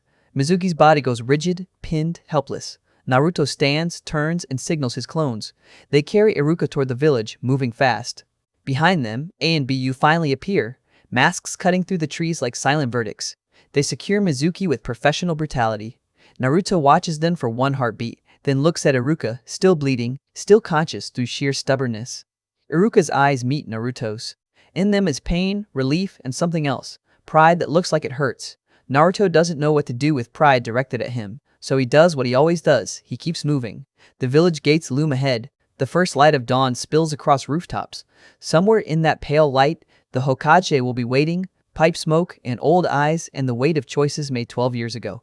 Naruto's stomach seal pulses again, faintly. Not amused this time. Interested. Because the village just tried to use Naruto as a scapegoat and failed. Because Naruto just used forbidden power in front of witnesses and didn't crumble. Because Iruka just told him, with blood on his hands, that he is a person. And now the village is going to have to decide what to do with a weapon that refuses to be a weapon. Naruto steps through the gate. His headband catches the first sunlight, and behind his calm face, something new hardens into place. Not hatred, resolve. Because if people insist on rules that hurt him, Naruto is going to learn the rules well enough to rewrite them. And the next time someone smiles like a knife, Naruto will already have the answer. The village feels different at dawn. Not kinder, not warmer, just sharper, like everything is awake and watching at the same time. Naruto steps through the gate with his clones carrying Iruka like precious cargo. A and BU shadows follow, silent and sealed tight, dragging Mizuki behind them like a mistake the village wants to erase before the sun climbs too high. The first rays hit rooftops and windows and the metal plate on Naruto's forehead protector. The leaf symbol flashes once, clean and bright, and for a second it looks like an accusation. Iruka coughs again, wet and ugly. Naruto tightens his grip under Iruka's arm, keeping him upright as they hurry toward the hospital. "Don't talk," Naruto says. Iruka's mouth twitches like he wants to argue, then he just breathes. His fingers, still slick with blood, curl once around Naruto's sleeve and then loosen, as if he trusts Naruto to keep him moving. Naruto doesn't like trust. Trust is soft. Trust is unpredictable. But right now it's a weight he carries anyway. They reach the hospital doors. Medics rush out, faces shifting when they see Naruto, then snapping back into professionalism when they see Iruka's wound. A stretcher appears like it was summoned. Hands lift Iruka away. Iruka's eyes find Naruto's one last time. He tries to speak. Naruto leans in. Iruka's voice is a rasp. "You did good." Naruto's throat tightens. He hates that it matters. "Live," he says instead. Iruka's eyes soften. Then they roll away as the medics wheel him inside. Naruto stands in the doorway for half a second, watching the white coat swallow Iruka like the building is eating him. Then he turns, because he can feel it. The village's attention is not on the hospital. It's on him. A and BU step closer, masks unreadable. One of them gestures, a sharp tilt of the head. Naruto follows without complaint. Complaints are noise. Noise wastes time. They move through back streets and stairwells, avoiding crowds, not because Naruto is fragile, but because the village is. Civilians will see the masks and start inventing stories. Stories turn into fear. Fear turns into mobs. The Hokage Tower is quiet this early. Too quiet. The hallways smell like paper and old smoke. Naruto hears his own footsteps and the faint whisper of cloth behind him. He is brought back to the office. The third Hokage is already there, pipelit, eyes heavy. As Naruto enters, the old man's gaze drops to Naruto's headband, then to Naruto's hands. Ink stains, scratches, blood specks that aren't his. The Hokage exhales smoke slowly. Naruto. Naruto doesn't bow. He doesn't salute. He just stands straight and says, "Iruka is injured." "I know," the Hokage says, voice quiet. "He will live." Naruto's shoulders ease by a fraction. He hates that relief is visible. He forces stillness back into place. The Hokage's eyes sharpen. "Tell me what happened," Naruto tells him. He doesn't dramatize. He doesn't soften. He lays it out like a report, each decision a step, each motive a conclusion. Mizuki lied. Mizuki attempted to frame. Mizuki attacked. Iruka intervened. Naruto used shadow clones. Naruto restrained Mizuki with sealing tags. A and BU secured. When Naruto finishes, the Hokage is silent for a long moment. The pipe smoke curls between them like a veil. "You used the technique I gave you?" the Hokage says at last. Naruto nods. "Yes, not under supervision." Naruto's gaze doesn't flicker. Iruka would have died. The Hokage studies him. And Naruto can feel the old man weighing two truths at once. Naruto broke a condition, and Naruto saved a life. The Hokage taps ash into a tray. Mizuki is in custody. He will be punished. Naruto doesn't ask how. Punishment is a people ritual.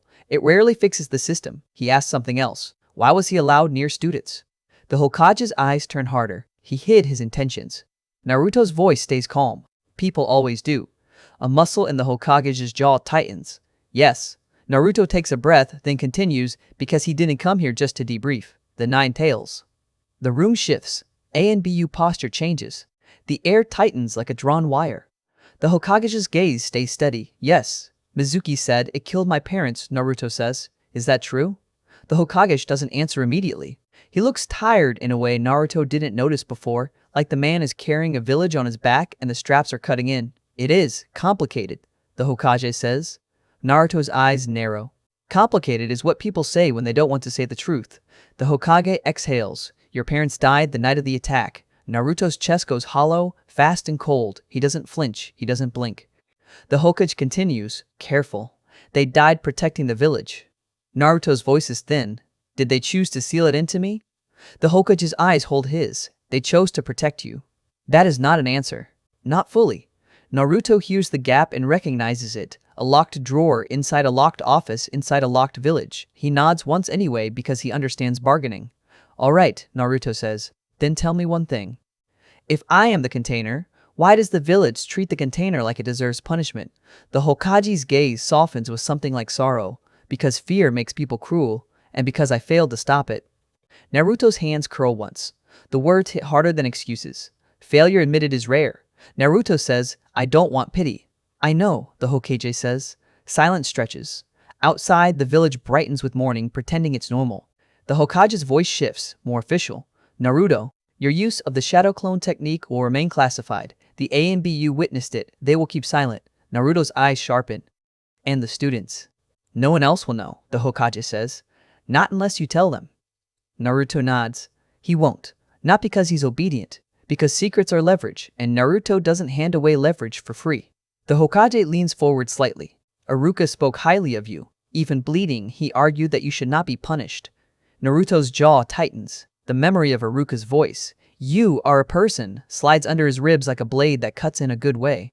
The Hokage continues. So I will not punish you, Naruto says. Okay. The Hokage watches him, but there will be consequences. Naruto's eyes narrow. People rule. The Hokage's mouth twitches. Yes. Also a leadership rule. You cannot be allowed to act without boundaries. Not while carrying what you carry. Naruto's stomach seal pulses faintly, as if the thing inside approves of the word carry. Naruto forces his chakra calm. What consequence? Naruto asks. The Hokage points to a stack of papers. You will be assigned to a team as scheduled. You will train under a Jonin. You will follow mission protocols. And you will meet with me regularly. Naruto processes. A team means supervision. A team means forced cooperation. A team means people. Naruto hates people. Naruto also understands structure. Who? Naruto asks. The Hokage's gaze flicks briefly toward the window, toward the carved faces on the mountain. Hatake Kakashi will be your Jonin instructor. Naruto knows the name. Everyone knows the name. Copy ninja. Veteran. A man who lives under a mask the way A and BU do, but without the uniform. Naruto nods once. Okay. The Hokage's eyes sharpen again. Naruto, you will not isolate yourself. Naruto's voice is flat. Isolation is efficient. The Hokage's voice turns firmer. Isolation is dangerous. The Nine-Tails thrives on loneliness. Naruto's stomach tightens as if offended. Naruto says, then I will not be lonely. The Hokage studies him like he's trying to see the future in the boy's face. Good. Naruto turns to leave. The Hokage adds, quieter, Naruto, thank you for saving Iruka. Naruto pauses. Gratitude is a people performance. Naruto doesn't like performances, but he remembers Iruka's hand on his sleeve, the warmth of being seen. Naruto says without turning, he's useful. Then he leaves before the words can betray him. Outside the tower, the village is fully awake. Students are spilling into streets, headbands flashing, voices loud with excitement. The air is full of new shinobi energy, reckless and bright. Naruto walks through it like a stone in a river, steady, unbothered by the current. Some people stare, some whisper. But now there's a new flavor to it, confusion. Because Naruto passed. Because Naruto is not gone. Because the village's favorite story, Naruto the failure, just took a knife to the throat. Naruto doesn't savor it, he just moves. He catches a glimpse of Hinata across the street. She's walking with other Higa, shoulders tense, eyes lowered. For half a second, her gaze lifts and finds Naruto. Her eyes widen. She looks like she wants to step toward him, then she sees the Hyuga beside her and locks down again, fear dragging her back into her shell. Naruto watches that and feels irritation spark. Not at Hinata, at the cage around her. He doesn't call out. He doesn't want to make her life harder. He just gives her a small nod, an acknowledgement that says, I saw you. I remember. Hinata's cheeks flush. She nods back, almost invisible, then disappears into her family's shadow. Naruto keeps walking. At the academy, the graduates gather, loud and restless. Names are called. Teams assigned. Naruto stands with his hands in his pockets, listening. He hears Uzumaki Naruto paired with Uchiha Sasuke and Haruno Sakura. The room reacts, gasps, murmurs. A ripple of disbelief. People love fairness until it touches their pride. Sakura looks horrified. Sasuke looks bored. Then his eyes flick to Naruto for a split second, assessing, dismissive. Naruto feels the dynamics immediately. Sakura wants Sasuke, Sasuke wants power. Neither wants Naruto. Naruto does not care about being wanted. He cares about function. Team 7 is a triangle with bad angles. Iruka stands at the front, bandaged at the shoulder, face pale but determined. He looks at Naruto for half a heartbeat, and Naruto sees it. The decision Iruka made to show up today, despite pain. Naruto's chest tightens again. He hates the feeling. He keeps his face blank. Iruka's voice is steady. You will meet your Jonin instructor separately. Follow their commands. Learn. Survive. Sasuke scoffs under his breath. Sakura nods too eagerly. Naruto simply absorbs the instruction. When the group disperses, Naruto ends up sitting in an empty classroom with Sasuke and Sakura, waiting. Sakura sits close to Sasuke, trying to pretend she isn't. Sasuke stares out the window like the world owes him something. Naruto watches both of them like they're puzzle pieces. Sakura glances at Naruto, scowling. Why are you on our team? Naruto blinks. Because they assigned me. Sakura's scowl deepens. You're going to mess everything up. Naruto tilts his head. What is your definition of mess? Sakura sputters. Sasuke snorts softly, a sound like contempt. Naruto looks at Sasuke. You don't speak. Sasuke's eyes slide to him sharp. I don't waste words. Naruto nods. Efficient. Sasuke pauses, thrown off by agreement. Sakura looks between them, confused. Minutes stretch. Kakashi doesn't show. Sakura complains. Sasuke grows colder. Naruto simply waits, because waiting is a test, and Naruto never wastes tests. When Kakashi finally arrives, it's with no apology. He slides the door open like he owns time itself. He's tall, relaxed, one eye visible, unreadable, headband slanted to hide the other, hands in pockets. A lazy posture that feels like camouflage over something lethal. Yo, Kakashi says, like they're neighbors. Sakura bristles. You're late. Kakashi's visible eye curves slightly. Sorry, a black cat crossed my path. Naruto notes the lie instantly. Sakura doesn't. Sasuke doesn't care. Kakashi's gaze lands on Naruto for half a second longer than the others. Just a fraction. Like he's measuring the weight of the boy behind the rumors. Naruto meets his eye without blinking. Kakashi gestures with his head. Rooftop. Now. They follow. The rooftop air is clean, wind tugging at hair and clothing. The village spreads below them like a map. Kakashi leans against the fence and regards them like a man examining tools he didn't choose. Introduce yourselves, Kakashi says. Sakura goes first, a gush of admiration for Sasuke and hatred for Naruto wrapped in a smile. Sasuke follows with cold ambition. Then Kakashi looks at Naruto. Naruto says, Uzumaki Naruto, I like seals. I dislike people who lie. My goal is to become strong enough that no one can force decisions on my body again. Sakura stares. Sasuke's eyebrow lifts slightly. Kakashi's eye narrows, interested. Kakashi's voice stays casual. Seals, huh? Naruto nods. Yes. Kakashi's gaze lingers. Alright, tomorrow, training ground 7. Don't eat breakfast. Sakura startles. What? Why? Kakashi's eye curves again. You'll see. He vanishes in a blur, leaving them with the wind and unanswered questions. Sakura panics. Sasuke walks off.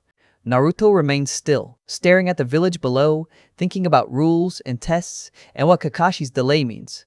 The next morning, Naruto doesn't eat. He doesn't like being told what to do, but he likes experiments, and this is an experiment. At training ground 7, 3 wooden posts stand behind a fence. In front of them, a single log. A river glinting nearby. Birds loud in the trees, unaware of shinobi politics. Kakashi appears with a cheerful wave and 2 small bells dangling from his belt. Sakura's eyes lock onto them immediately. Sasuke's gaze sharpens. Naruto's eyes focus too, not on the bells, but on the way Kakashi casually stands like a man who already knows the outcome. Kakashi holds up the bells. Your test is simple. Take a bell from me by noon. Whoever doesn't get a bell goes back to the academy. Sakura goes pale, but there are only 2 bells. Kakashi nods. Exactly. Sasuke's chakra spikes. Sakura's breath catches. Naruto's mind immediately begins constructing the system. 2 bells. 3 genin. 1 will fail unless they break the rule. A people trap. Kakashi sets a timer, smiles behind his mask. Begin. Sasuke vanishes into the trees. Sakura hides, panicking. Naruto doesn't move. Kakashi glances at him. Not going to hide? Naruto answers, calm. Hiding wastes time. Kakashi's eye curves. Then what will you do? Naruto's gaze is steady. Test the test. Kakashi's eye narrows. Naruto forms a hand sign. A shadow clone appears at his side. Then another. Kakashi's posture changes by a hair. Interest sharpens into attention. Naruto doesn't rush. He speaks to his clones like he's assigning parts in a seal array. You, he says to the first clone, track Sasuke. Don't engage. Observe.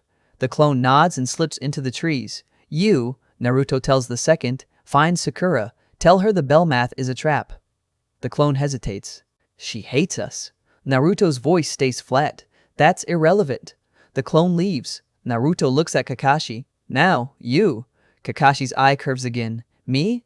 Naruto reaches into his pouch and pulls out a thin strip of paper covered in seal script. Not perfect, not pretty, but functional. I made a tag, Naruto says. It reacts to chakra density changes. If you move fast, it triggers. Kakashi's gaze drops to the tag. For the first time, something behind his mask shifts, like surprise trying to hide. Naruto continues. I want to know if your speed is technique or muscle. Kakashi laughs softly. Bold. Naruto's face stays blank. Accurate. He flicks the tag toward the ground between them and channels chakra. The ink flares. Kakashi moves. So fast the air snaps. But the tag pulses, responding to the distortion, and Naruto feels it like a vibration in his chakra sense. Not precise, but enough. Kakashi lands behind him, hand poised to tap Naruto's head. Naruto shifts, already moving because he expected it. A second tag slaps onto the ground where he was standing. Kakashi's foot hits it.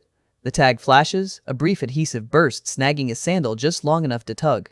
Kakashi's balance dips by a fraction. Naruto turns into that fraction with a swift grab for the bells. And Kakashi's hand closes around Naruto's wrist like iron. Kakashi's voice is calm, amused, and suddenly dangerous. Interesting. Naruto meets his eye, breath steady, wrist trapped. The wind moves through the trees like a whisper of laughter. And somewhere in the forest, Sasuke is watching, Sakura is panicking, and Naruto is standing toe-to-toe with the Chūnin who finally looks awake. If you're still here, don't look away, because Kakashi isn't testing strength. He's testing whether Team 7 can survive each other. And Naruto just forced the test to start early. Kakashi's grip on Naruto's wrist is effortless, like Naruto grabbed steel and expected it to bend. Naruto doesn't yank. Yanking wastes energy. He simply rotates his forearm in the only direction that doesn't fight the hold, using the reinforcement seal lattice on his palm to increase friction, reduce slippage. He twists his body with it, trying to turn the capture into a pivot.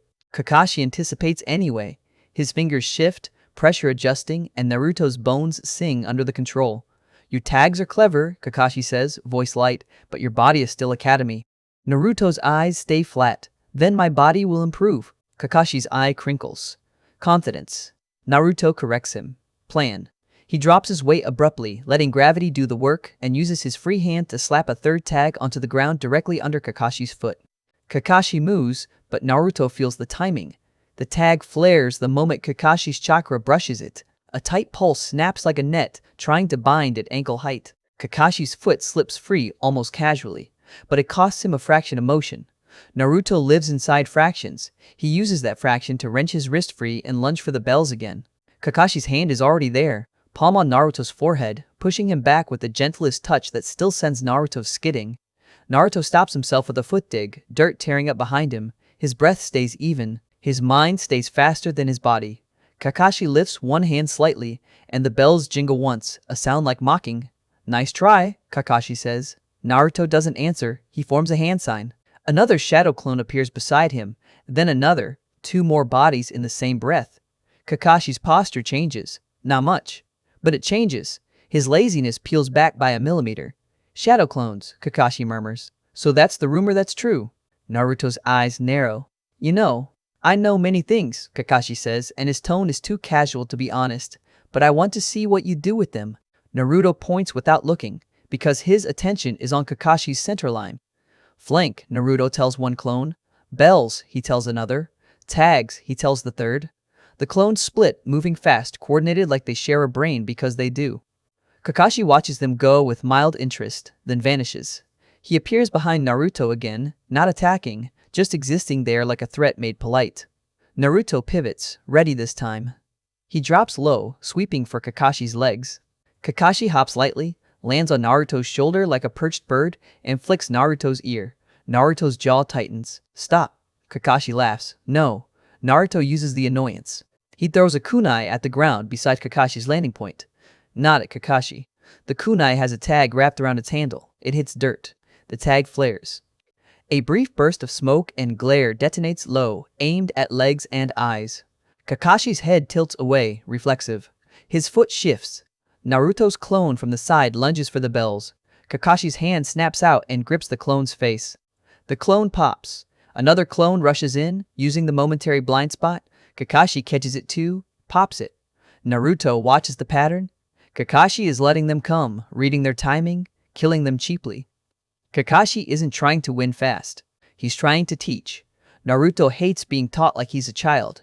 He changes the system. Instead of sending clones at Kakashi like spears, Naruto sends them away. One clone sprints into the tree line. Another runs toward the river. Another darts behind the posts. Kakashi's eye narrows. Running? Naruto's voice is calm. Repositioning. Kakashi's body blurs again, moving toward the clone near the posts. Naruto doesn't chase. He pulls out a strip of paper and slaps it onto the ground where Kakashi just was. A tag designed for one thing, record movement density. The ink warms, then cools. Naruto stores the pattern in his head.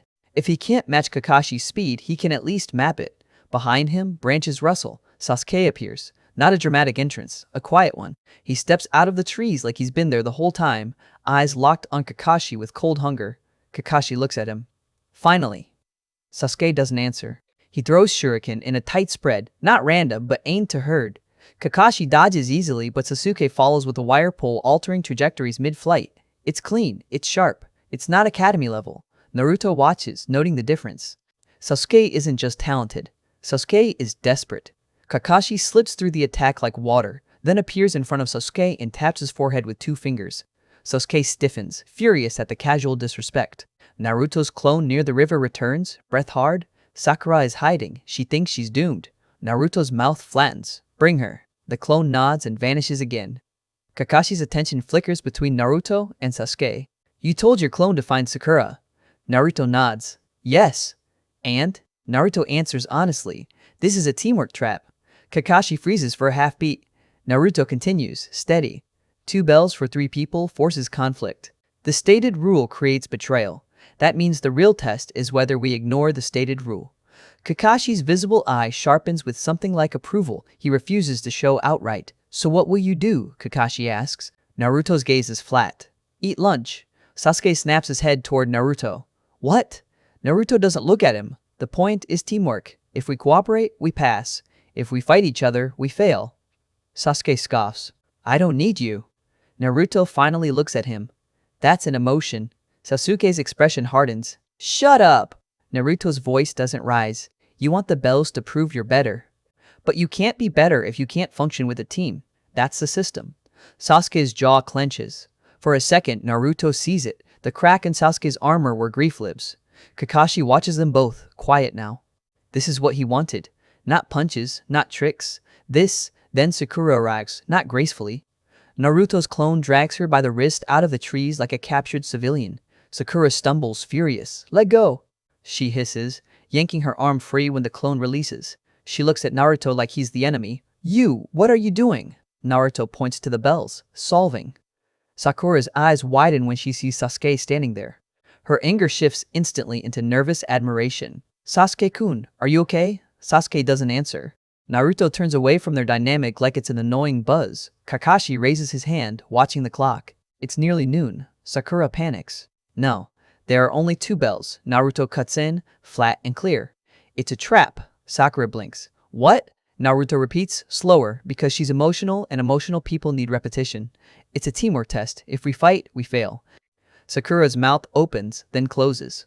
But, then, one of us won't get a bell, Naruto says, unless Kakashi gives us another option. Kakashi's eye crinkles. And why would I do that? Naruto stares at him.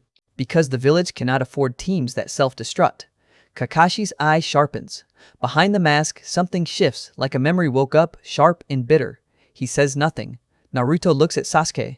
If you're stronger than us, prove it by keeping us alive. Sasuke's gaze burns. Pride. Rage. A need to stand alone. Naruto watches the internal war play across Sasuke's face like weather. Sakura looks between them, confused, afraid. Naruto reaches into his pouch and pulls out a small wrapped bundle. A piece of bread, slightly stale. He shouldn't have it. Kakashi told him not to eat. Naruto holds it out. Sakura stares. Sasuke narrows his eyes. Kakashi's gaze drops to the food. You disobeyed. Naruto nods. Yes. Kakashi's tone is light, but the edge is real. Why? Naruto's voice stays calm. Because starvation makes people irrational. I don't want irrational teammates. Sakura's throat bobs. Naruto presses the bread into her hands. Eat. Sakura looks like she might cry, but not from hunger, from being offered something without a price. Sasuke watches, expression unreadable. Naruto pulls out another small portion dried fruit. He tosses it towards Sasuke. Sasuke catches it by reflex, eyes narrowing. I don't need your eat, Naruto says, voice cutting through pride like a clean blade. Or your hands will shake. Sasuke's jaw tightens. For a second he looks like he might throw it back out of spite. Then he eats it anyway, quick and angry. Kakashi's posture goes still. His voice drops, suddenly colder. You know the rule. Feeding someone means you fail. Naruto looks at him. No. Kakashi's eye narrows. No? Naruto's voice is steady. If the rule forces betrayal, the rule is wrong. Silence. The forest seems to hold its breath. Kakashi's chakra shifts. The air tightens. For a second, Naruto feels killing intent brush the skin of his mind like a blade's kiss. Sakura freezes, eyes wide, bread halfway to her mouth. Sasuke stiffens, muscles coiling. Naruto doesn't move. He doesn't flinch, he just watches Kakashi. Because this is the real moment. The moment Kakashi decides if this team is worth keeping. Kakashi steps forward slowly. The killing intent fades, replaced by something quieter and heavier. He reaches out and snatches one bell, then the second. He holds them up. Sakura's eyes track them like prey. Sasuke's gaze tightens. Naruto stays still. Kakashi looks at them, then tosses both bells onto the log between them. They clink and settle. You pass, Kakashi says. Sakura gasps. Sasuke's eyes widen slightly. Naruto blinks once. Kakashi continues, voice calm again, but there's steel under it. The purpose of this test is teamwork. In the shinobi world, those who break the rules are scum. He pauses. But those who abandon their comrades, Kakashi's eye hardens, are worse than scum. Sakura's breath shudders out. Sasuke looks away, jaw tight.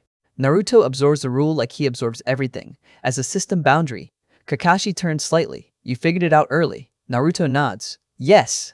Kakashi's eye crinkles again. And you fed them anyway. Naruto's voice is flat. Yes. Kakashi stares at him for a long moment like he's looking at something he doesn't want to admit he needs. Then he sighs. Troublesome. Sakura blinks, still holding the bread like it's sacred. So, we're Team 7? Kakashi nods. Yeah.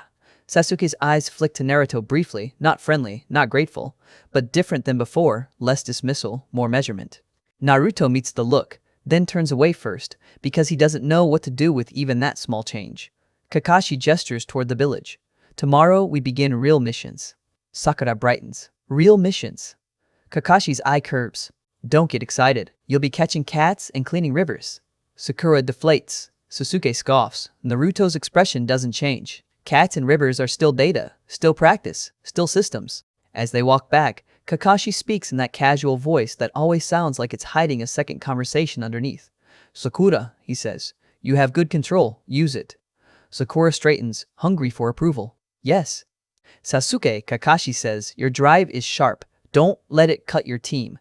Sasuke's jaw tightens. Hun. Then Kakashi looks at Naruto again. Naruto, those tags. Naruto waits. Kakashi's eye narrows. Where did you learn Fuinjutsu? Naruto answers truthfully. I didn't learn. I built. Kakashi's eye crinkles. Of course you did. Naruto's voice is quiet. People don't teach me.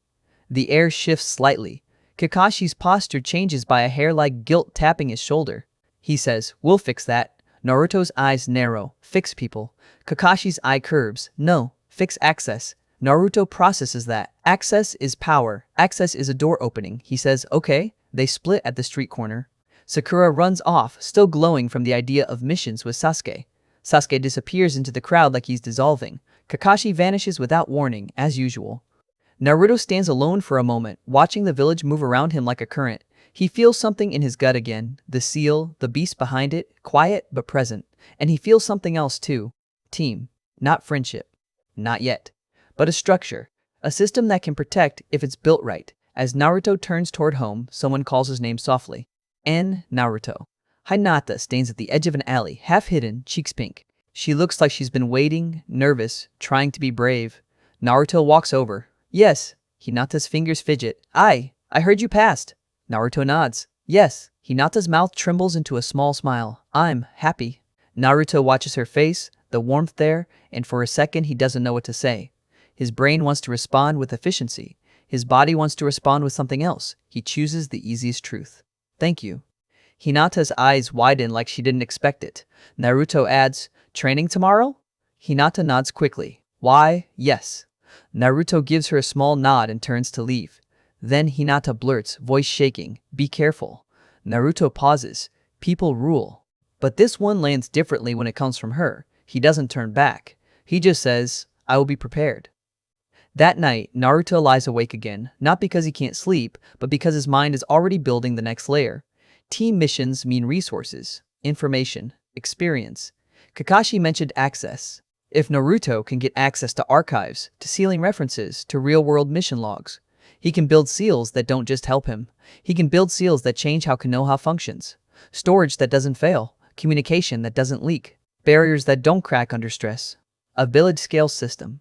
He sketches in the dark, ink whispering on paper, a network, a framework, a future. And somewhere deep behind his stomach seal, the nine tails shifts again, like it's smiling without lips. Because Naruto is finally building something bigger than himself. And the shinobi world does not like systems it can't control. If you're still with me, don't click away, because the next mission is supposed to be simple, and it's about to drag Team 7 into a bloodline war they don't even realize they're stepping into. Naruto closes his notebook, breath steady, and stares at the ceiling. Tomorrow, they catch a cat. Tomorrow, they learn how the village lies. Tomorrow, Kakashi opens a door. And behind that door, something is already waiting to snap shut.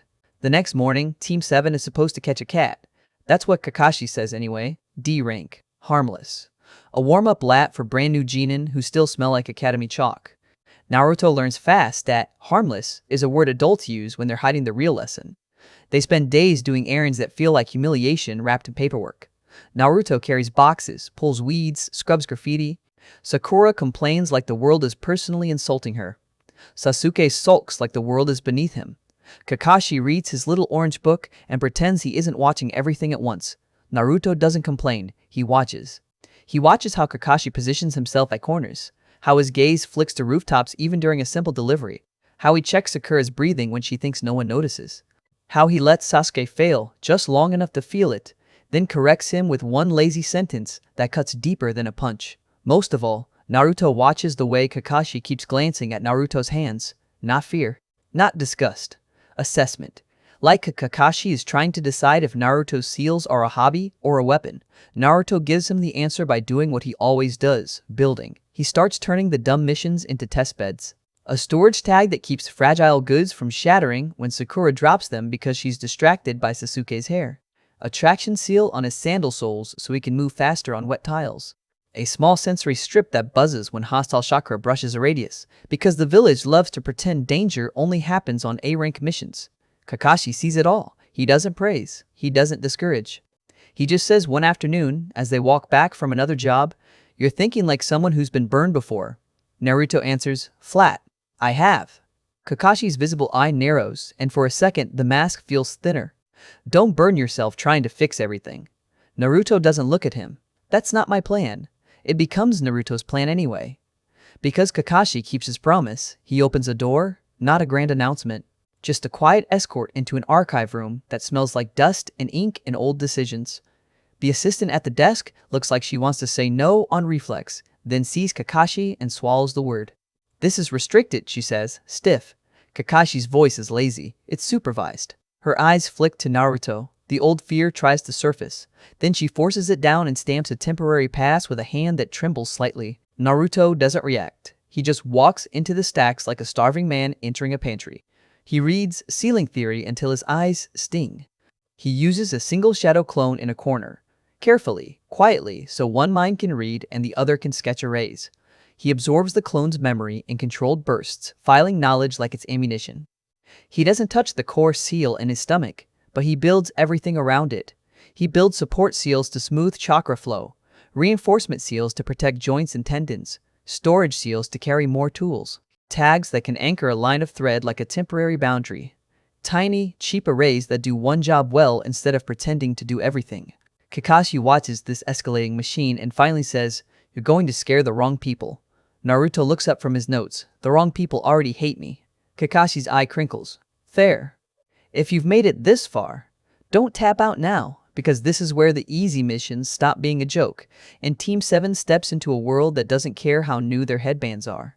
It happens on a bridge contract, a client who looks like fear wearing a coat, a C rank that feels like a lie. Kakashi reads it, face still lazy, but Naruto sees the tension sharpen in his shoulder when the man's story doesn't fit. Naruto doesn't accuse, he doesn't call him out in front of the client. He just drops a sensory tag under the bench and watches the seal line tremble when the man's chakra spikes. Kakashi notices Naruto noticing. They take the mission anyway, because the village runs on momentum and lies. The first attack comes fast. 2 assassins from a puddle that shouldn't exist. Kakashi moves like a blade. Sakura freezes. Sasuke moves on instinct. Naruto moves on preparation. He slaps a tag onto the ground, and the dirt grips ankles like invisible hands. 1 assassin stumbles. Sasuke's kunai hits clean. Kakashi finishes the other with an annoyed flick, then drags the client behind cover and looks at him with a voice that is no longer lazy. This is not a C rank. The client breaks like glass and confesses everything. Naruto listens while his stomach seal pulses faintly, as if amused by how often adults gamble with lives and call it leadership. They continue anyway, because going back means the client dies, and Kakashi, under the mask, still believes in that comrade's rule like it's carved into bone. The arc that follows is ugly, cold, and full of blood.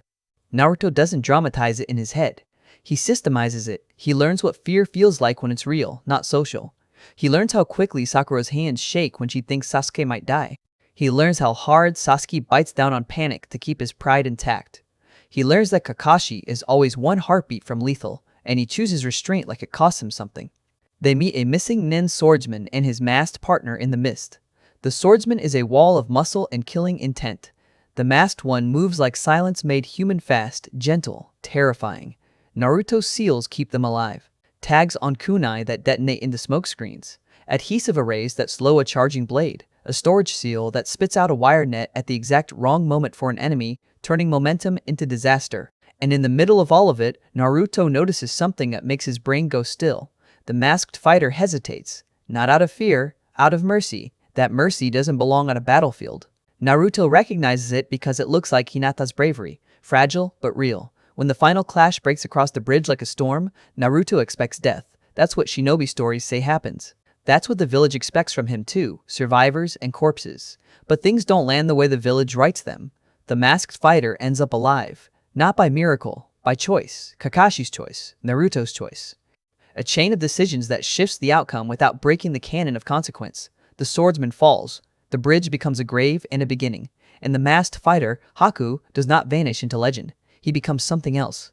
A person who owes a life debt and has nowhere safe to put it. Naruto doesn't call it friendship. He calls it logistics. Konoha calls it a complication, a bargaining chip, a security risk. Kakashi calls it, "We'll deal with it later," the way he calls everything that hurts. They come home with bruises and scars and a story the village will rewrite into something comfortable. The Hokage handles the report with pipe smoke and tired eyes. A and BU appear and disappear. Questions get locked away. Haku gets watched like a fuse, but he is not executed. Not while Naruto is standing there with his flat stare and his seals and his total lack of fear of adult discomfort. Naruto's life becomes crowded in ways he didn't plan for. Team 7 trains harder. Sakura starts learning control as a weapon instead of a decoration. Sasuke starts treating Naruto like a teammate instead of a stain because he saw what Naruto did under real pressure. Kakashi starts assigning Naruto seal problems like he's quietly testing how far Naruto can go before he breaks the village's idea of normal. Hinata still meets Naruto when she can. Some days she's brave. Some days the Hyuga cage pulls her back. Naruto doesn't get angry at her anymore. He gets angry at the cage. And then the village drags everyone toward the next machine, the Chūnin Exams. The exams are built like a trap that thinks it's fair. Naruto sees the design immediately. Stress, paranoia, forced conflict, public spectacle, political theater disguised as merit. Naruto doesn't panic, he adapts. The written portion becomes a game of fear. Naruto treats it like pattern recognition. He doesn't need to cheat the way others cheat. He reads the proctors, he reads the room.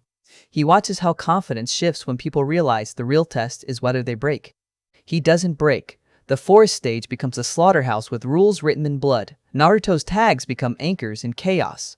Boundary lines, silent alarms, triggers that warn him when hostile chakra crosses a radius. Storage seals that let him move light and fast while carrying more tools than anyone expects. Sasuke's darkness flares under pressure. Sakura's courage finally shows teeth. Kakashi's earlier lesson, don't abandon comrades, stops being philosophy and becomes survival. By the time prelims hit, the village is watching Naruto differently, not kindly, but seriously. People who never looked at him now look too long. People in suits smile like knives. People in masks stand a little closer in the shadows. Naruto hates it. He also understands it. Attention is a resource. It's also a threat. The fights come fast and brutal. Naruto doesn't narrate every blow in his head. He focuses on outcomes. Hinata makes it further than she's supposed to, and it terrifies her father and enrages the Hokage system that built her to be quiet. Naruto watches her take damage, watches her fight anyway, and something in him hardens like tempered steel. Sasuke's matches draw eyes like magnets. Sakura holds herself together in ways she didn't know she could. The tournament becomes a stage, and the village's politics crawl out from under the boards. By the time the finals arrive, the stadium is packed. Keg-level guests sit like predators behind polite faces. Sand smiles too smoothly. Sound hides in the corners like rot under paint. Naruto doesn't trust any of it. He's right not to. The invasion ignites like a fuse. Genjutsu drops the crowd into sleep. Explosions crack the stands. Foreign shinobi spill into the village like a wave, and suddenly the exams aren't a test anymore. They're a cover. Kakashi's voice turns sharp, commanding. Protect the civilians. Sasuke bolts toward his own obsession. Sakura hesitates, then chooses the mission. Naruto doesn't chase Sasuke. He doesn't waste time on pride wars while the village burns. He moves where the system breaks hardest. He drops barrier tags to protect evacuation routes. He uses adhesive arrays to slow attackers long enough for families to run. He stores medical supplies in a quick-release seal and shoves them into a medic's hands without explanation. He fights like a builder forced to become a weapon efficient, unromantic, relentless. Somewhere above, the Hokage fights in a place the public won't see, against a threat that smells like old betrayal. Naruto feels the pressure in the village shift, like leadership itself is being tested. He doesn't reach that battlefield in time to change it. Some outcomes stay canon no matter how many seals you draw. When the smoke clears, Konoha is scarred. The exams are shattered. The village is still standing, but something essential has been taken from it, and everyone knows it even if they don't say the words. Naruto stands in the aftermath with ash on his sleeves and blood on his hands, staring at the damage like it's a math problem he didn't ask to solve. Haku finds him later, quiet as snow, not smiling, not performing, just there. You fought for them, Haku says softly. Naruto answers, flat, they're my village. Haku studies him, and they still don't know what to do with you. Naruto's eyes narrow. That's their problem. The day ends with exhaustion. A rare, heavy fatigue that even the thing inside Naruto can't fully erase. Naruto returns to his apartment with a small group trailing behind him like gravity. Sakura louder but shaken, Kiba barking energy trying to drown out fear. Haku silent, and Hinata hovering at the edge like she's afraid she doesn't deserve to be included. Haku unlocks the door because he's already learned the small domestic rhythms Naruto never had. The act is simple, ordinary. It hits Naruto harder than any enemy strike. Inside, the room is quiet. The chaos outside feels far away for half a second. Hinata stands near the doorway, hands twisting, eyes wet. She looks like she's been holding words in her throat all day, afraid they'll be punished. Naruto watches her and finally says, "You shaking?" Hinata flinches, then nods. I thought I would lose you." Naruto's stomach seal pulses faintly, as if amused by the softness in the air. Naruto ignores it. Hinata steps closer, so slowly it looks like she's crossing a battlefield. "When everything happened, you didn't run. You didn't." Her voice cracks. "You stayed." Naruto's throat tightens. He doesn't know how to respond in the language people expect. He knows systems. He knows seals. He knows battle. But he also knows this. Hinata chose courage again. Hinata chose him again. Naruto steps closer too, careful, like he's handling something fragile that might shatter if he breathes wrong.